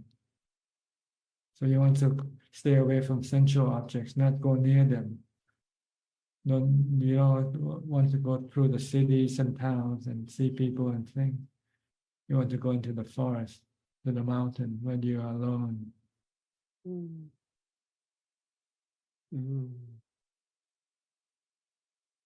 So tudong is going away from the sensual pleasure. Tudong. Sensual object, yeah, sensual objects. Sensual objects. Sight, sound, smell, taste, and tactile objects that can cause you to have cravings for them. See? When you see a picture on the billboard, of food, and you can become hungry right away when you walk on the street and there are billboard signs advertising food or whatever. So this is not real tudong. I think it's you can call it demonstration tudong. Demonstrating to people how monks do tudong. They walk because there's no road in the forest. You have to walk in the forest. But the demonstration tudong, they walk on the street, walk on the highway. But the real tudong, like how do they get food? Because if you are deep in the forest. Oh, you have to be near a village. You don't go without. You still have to go on arms rounds. So you have to know where a village is, and you usually will stay about maybe 2 kilometers away from the village. And in the morning, you can walk to the village and collect food and come back and eat at your place. Not deep in the forest. Like it's No, in the forest where Hill tribe people maybe. oh Ajahn spent in northern Chiang Mai, in northern Thailand near the Hill tribe people village.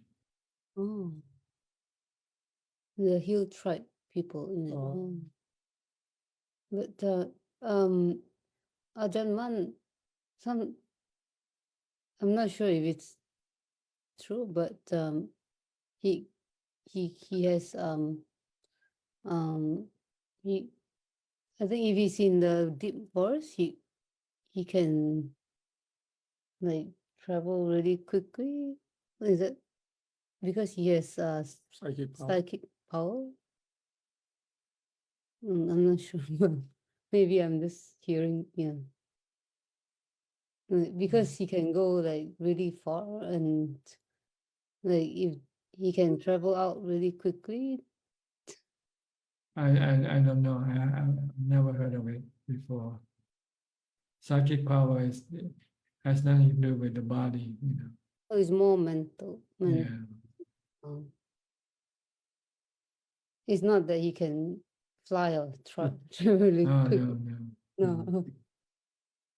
But in his meditation, he can connect with spiritual beings. Oh.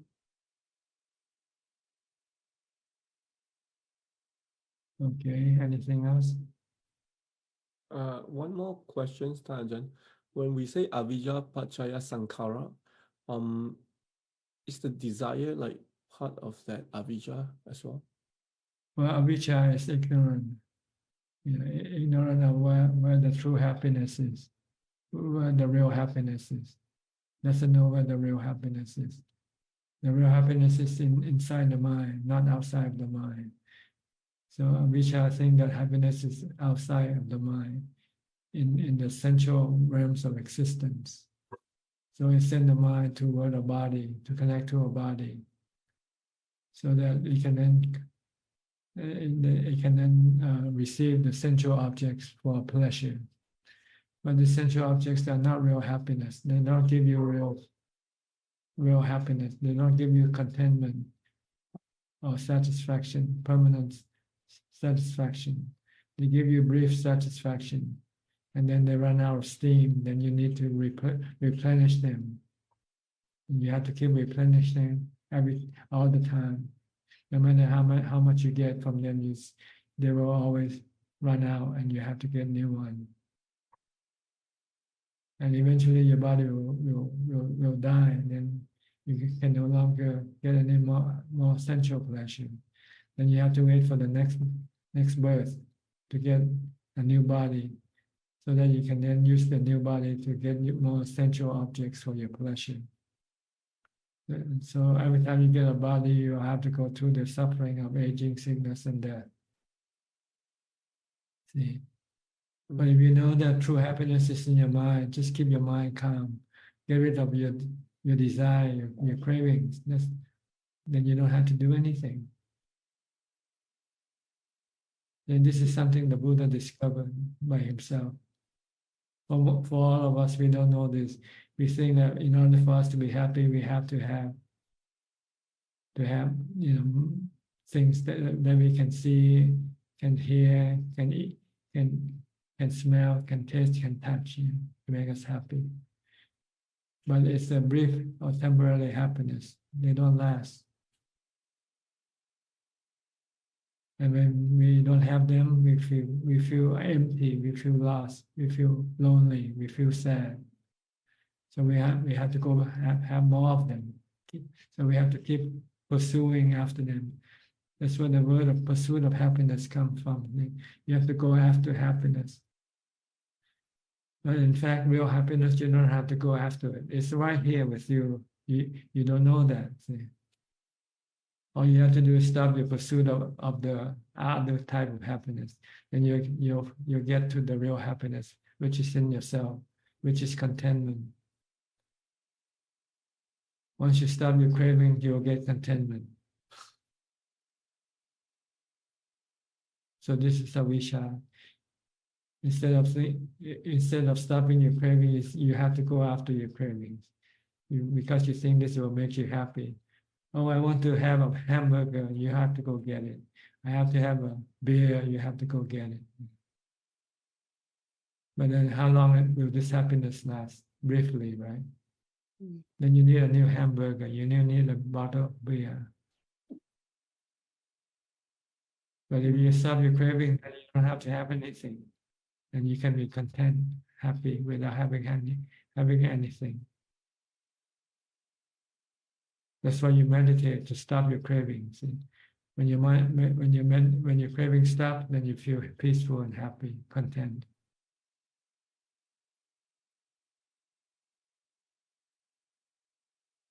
Okay. So, Ajahn, that answered part of my question. Because sometimes, like when I meditate, and if I go to mantra, like Buddha, and then can feel a little bit of happiness. That's part of it, because yes, your mind start to become calm, you start to feel the happiness. But not yet the complete happiness, the total happiness, which is like something that you never experienced before. a small happiness. It's a wow experience, once you get there, it's wow, you say wow. If you don't have a wow, then you don't get there yet. Yeah. That's the whole jhana, right? You're referring Yeah, to that's when the mind becomes still, perfectly still. Yeah. And you feel, wow, this is something. If you haven't got there yet, then you don't get there, So once you get there, you get there. You don't have to ask what it's like. But just keep mindful and concentrate on your meditation object. Try to stop the mind from thinking. When the mind eventually stops thinking, then you get this wow experience coming up.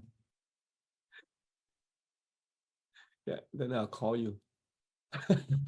You won't call me because there's no need for you to call me. Because you won't have any desire to call me anyway.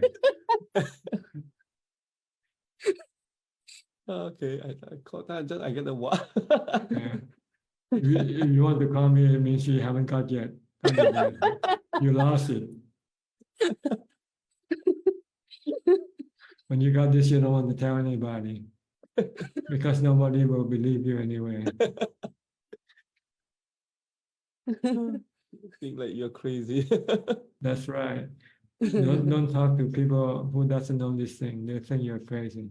You can only talk to those who have the same experience, or else they think you're crazy. All right. Yeah. Okay. I have to keep running now. Almost run out of time. Next will be Gary from Singapore. Hi, Gary. You got any question? Hello, Ajahn. I'm just listening in. No questions. Thank you. Okay. We have Saket next. Hi, Saket. You're from California, right? Yes, that's correct, Tanajan. Okay. And I wanted to understand, Tanajan, actually, because we are far away from Thailand. First of all, we appreciate very much the opportunity to listen to your talks and to connect with you via Zoom. And I also want to meet some monastics who are here in the United States. And I was wondering, any guidance you can give in terms of how do we decide that, yes, these are some monastics we would like to listen to the Dhamma from. And just to share a little more, Tanajan, sometimes in my mind, I wonder, hey, are they following the Vinaya correctly, or are they not following it correctly? And should I use that as a way to decide who I should listen to? Could you give any guidance here, please? Well, I think basically you're not close to them, you cannot tell how their behavior is like. So what you can do is read the teaching, listen to the talks, and see whether it's useful to you or not. If you think it's fine, if you find it useful, then you rely on the teaching. But don't worry about how they practice, because you don't know yet, because there's no way you can prove whether they're keeping with the Vinaya or not. You can be a little bit skeptical about that. But if the teaching is beneficial and you can use it and to help you, then use the teaching as you know, as the guide for your path, to your path. Okay, Tanajan. And also sometimes we hear that because they're not in Thailand and they're in the United States, they may not have that sort of support system. And so therefore they have to compromise. Compromise, yes. Okay. Doubts in my mind. For example, I sometimes hear that monks should not touch money, but then sometimes they would use gift card or debit card and things like that. And then that again kind of brings some confusion in my mind, or if they're driving and things of that nature. So I get a little confused on these points, which is where my question's coming from, Ajahn. Yes, sometimes some monks decide to in order for convenience sake, they compromise the monastic code. They say, well, you know, normally with money you need somebody to keep it for you and then buy things for you. But sometimes when you're in a country where people are so busy, you cannot find anybody who would volunteer to do this work. So you need to find some alternative. But ideally, if you should spend money on yourself. You know, but you might have to spend money on, say, on the monastery. You might have to build a monastery, build a house or something, or then you need the money to do it with. Yes. But how are you gonna do it? Can you find somebody you can trust with the money and let them keep the money or not? So I think sometimes they have to set up a community, a committee with a few people to guard the money. If one person, it can be dangerous, because if that person decides to take the money and run. Yeah. So this is something that you might have to. You have to have some quite open mind about it, you know, because sometimes they're in a situation where they have to use the money, and maybe if they cannot find anybody to be trusted, maybe then they have to keep the money themselves. But as long as they don't use it on themselves for sensual pleasure, then that's okay. If they use it for the common good, for the monastery, So I don't know. I haven't been in a foreign country as a monk, so I don't know. I don't have to worry about this problem. Yes, Tanajan. But this also helps a lot. Thank you very much, Tanajan. Thank you. I think you should pay more attention to the teaching if you need somebody to guide you in your practice. Maybe sometimes you have to, since you cannot prove yet whether they are monastic, they follow the monastic code faithfully or not. But if the teaching is good, beneficial, and you can use it for your practice, then just stick to the teaching. Don't worry about how do they keep the monastic code. Thank you, Tanajan. All right, okay. I think next is Alvin. Alvin, you're the last person today. Ajahn, I don't have any question tonight. Thanks, just listening. Thank you. Okay, then we'll go to Kunjuk for more questions. กับนมัสการค่ะ We have 11 questions this evening. The first question is a Facebook question from last week, and it's a reread with more clarification. It is the question from Metta Vandana. Can Ajahn please advise antidotes used to counter against the hindrances which arise, like when anger arises, not only don't react, but also replace it with the antidote, loving kindness and metta. Can Ajahn advise other antidotes used for the rest of the hindrances? Thank you. There are 5 hindrances, and you just mentioned one, anger. When you're angry at somebody, in order to get rid of your anger, you have to forgive that person. If you can forgive, then your anger will disappear.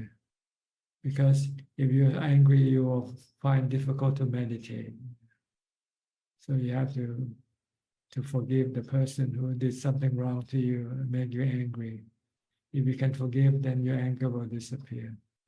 Next hindrance, if you have doubt in the Buddha, Dhamma, and Sangha, then you have to study more about the Buddha's Dhamma and Sangha, study more about the Buddha's teaching, study more about the Buddha himself, or try to stay or live and learn from a noble disciple if you can find one. Then your doubt in the Buddha, Dhamma, Sangha can be dispelled. Next, I think there's the sensual pleasure, cravings for sensual pleasure. This you have to keep the 8 precepts, for instance, in order to counter your sensual cravings. Or try to go live in seclusion away from the sensual objects. All right?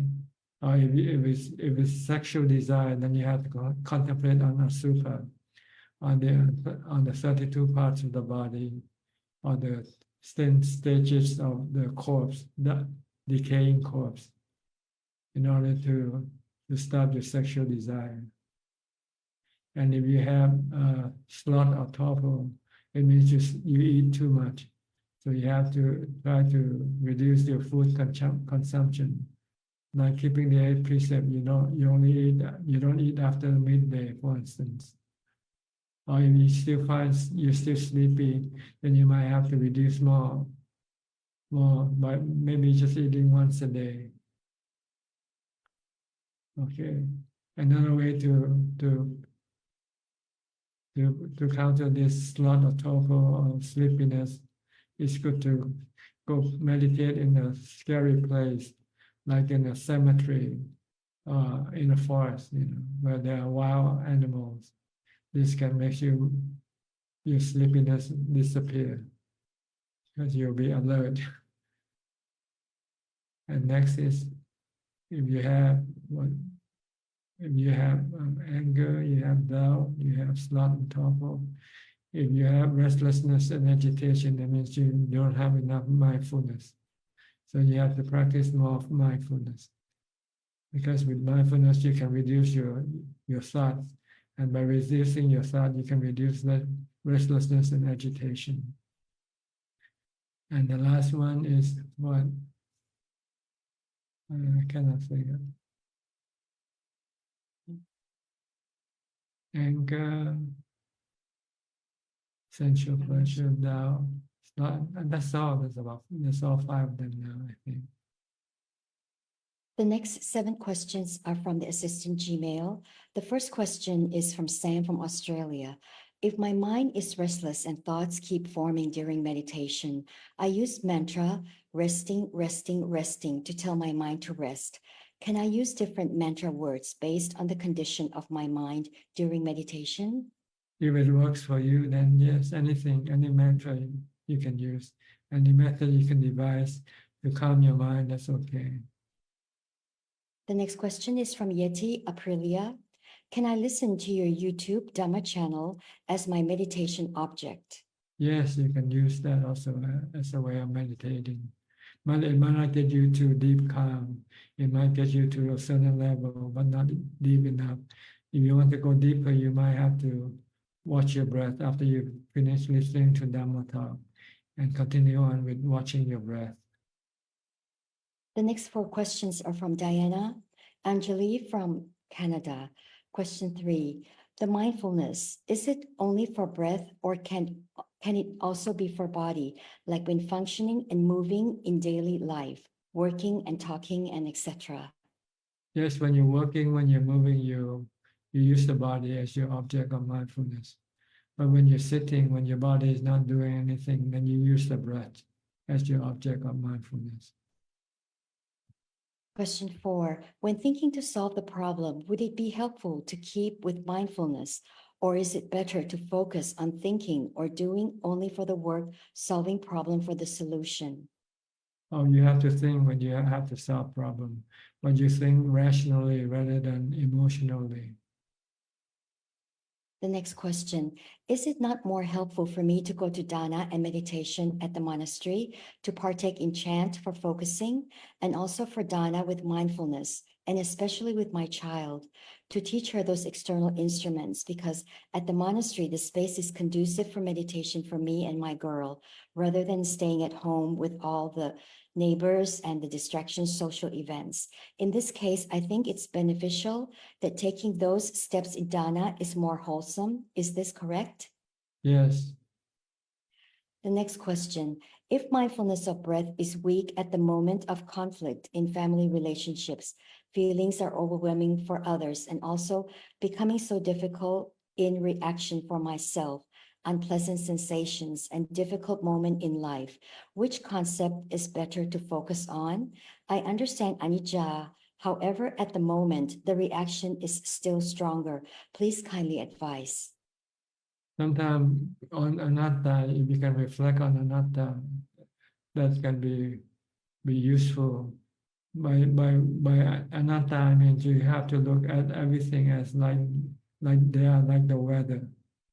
You cannot control them, you cannot change them, and you cannot do anything with them. You just have to learn to live with them. So try to use anatta.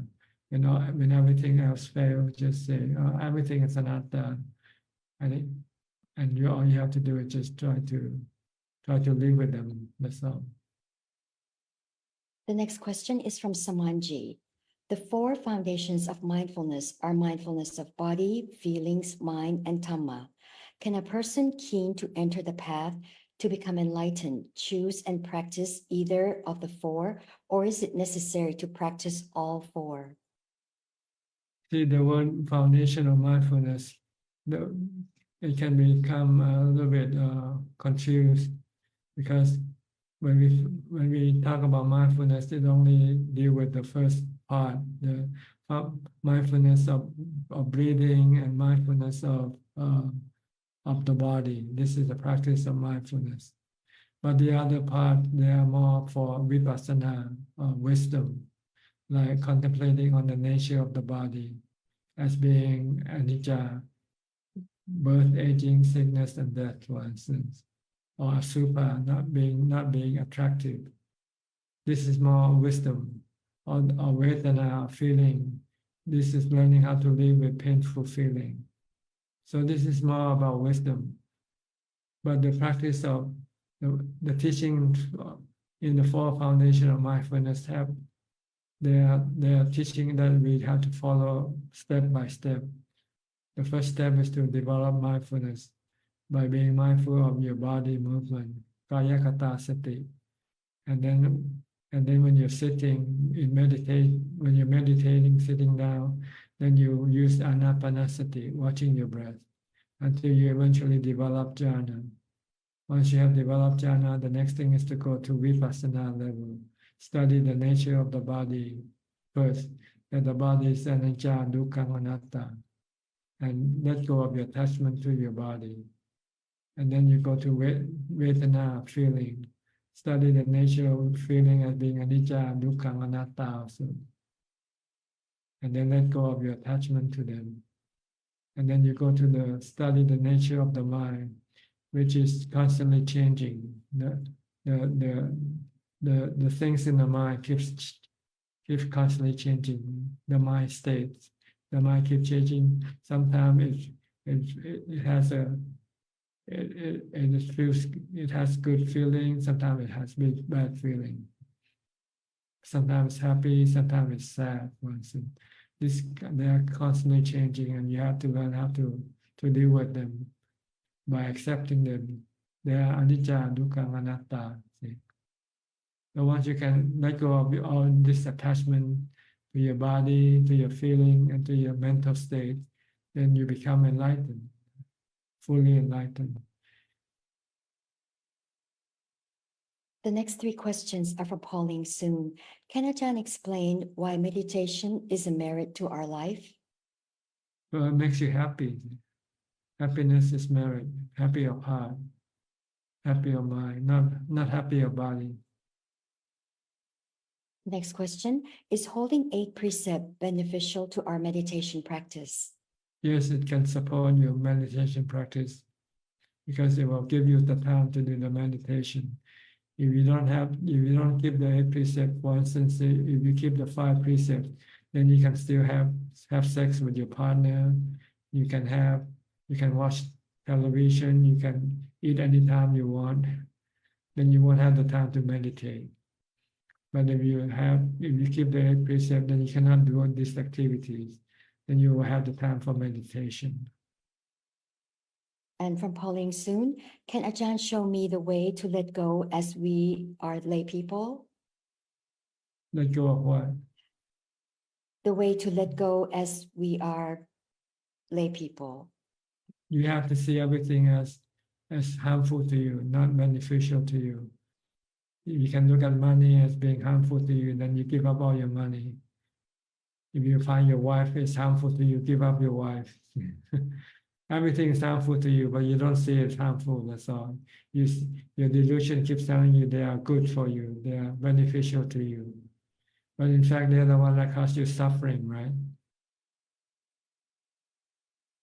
And the last question is from Sulan. Dear Ajahn, thank you for your time with us. What happens if a monk goes into real tudong and real seclusion, falls sick?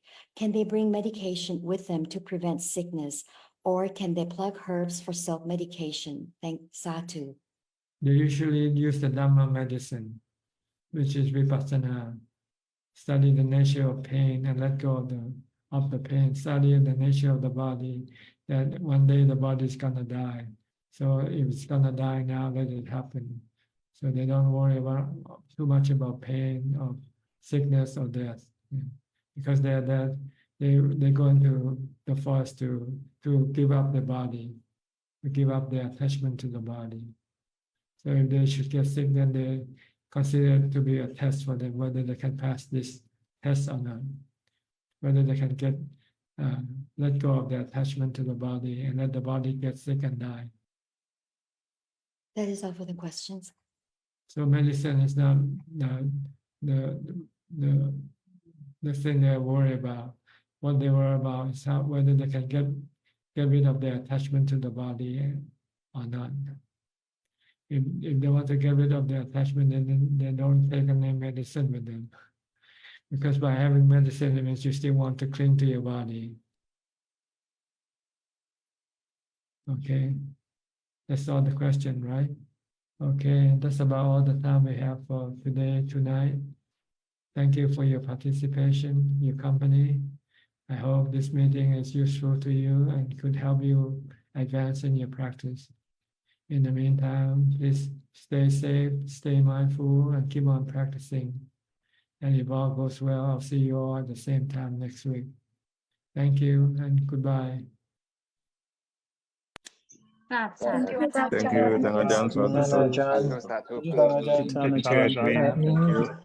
Good night, everyone. Good night, everyone. Bye. Thank you. Bye. Thank you, admins. Take care, everybody. Bye.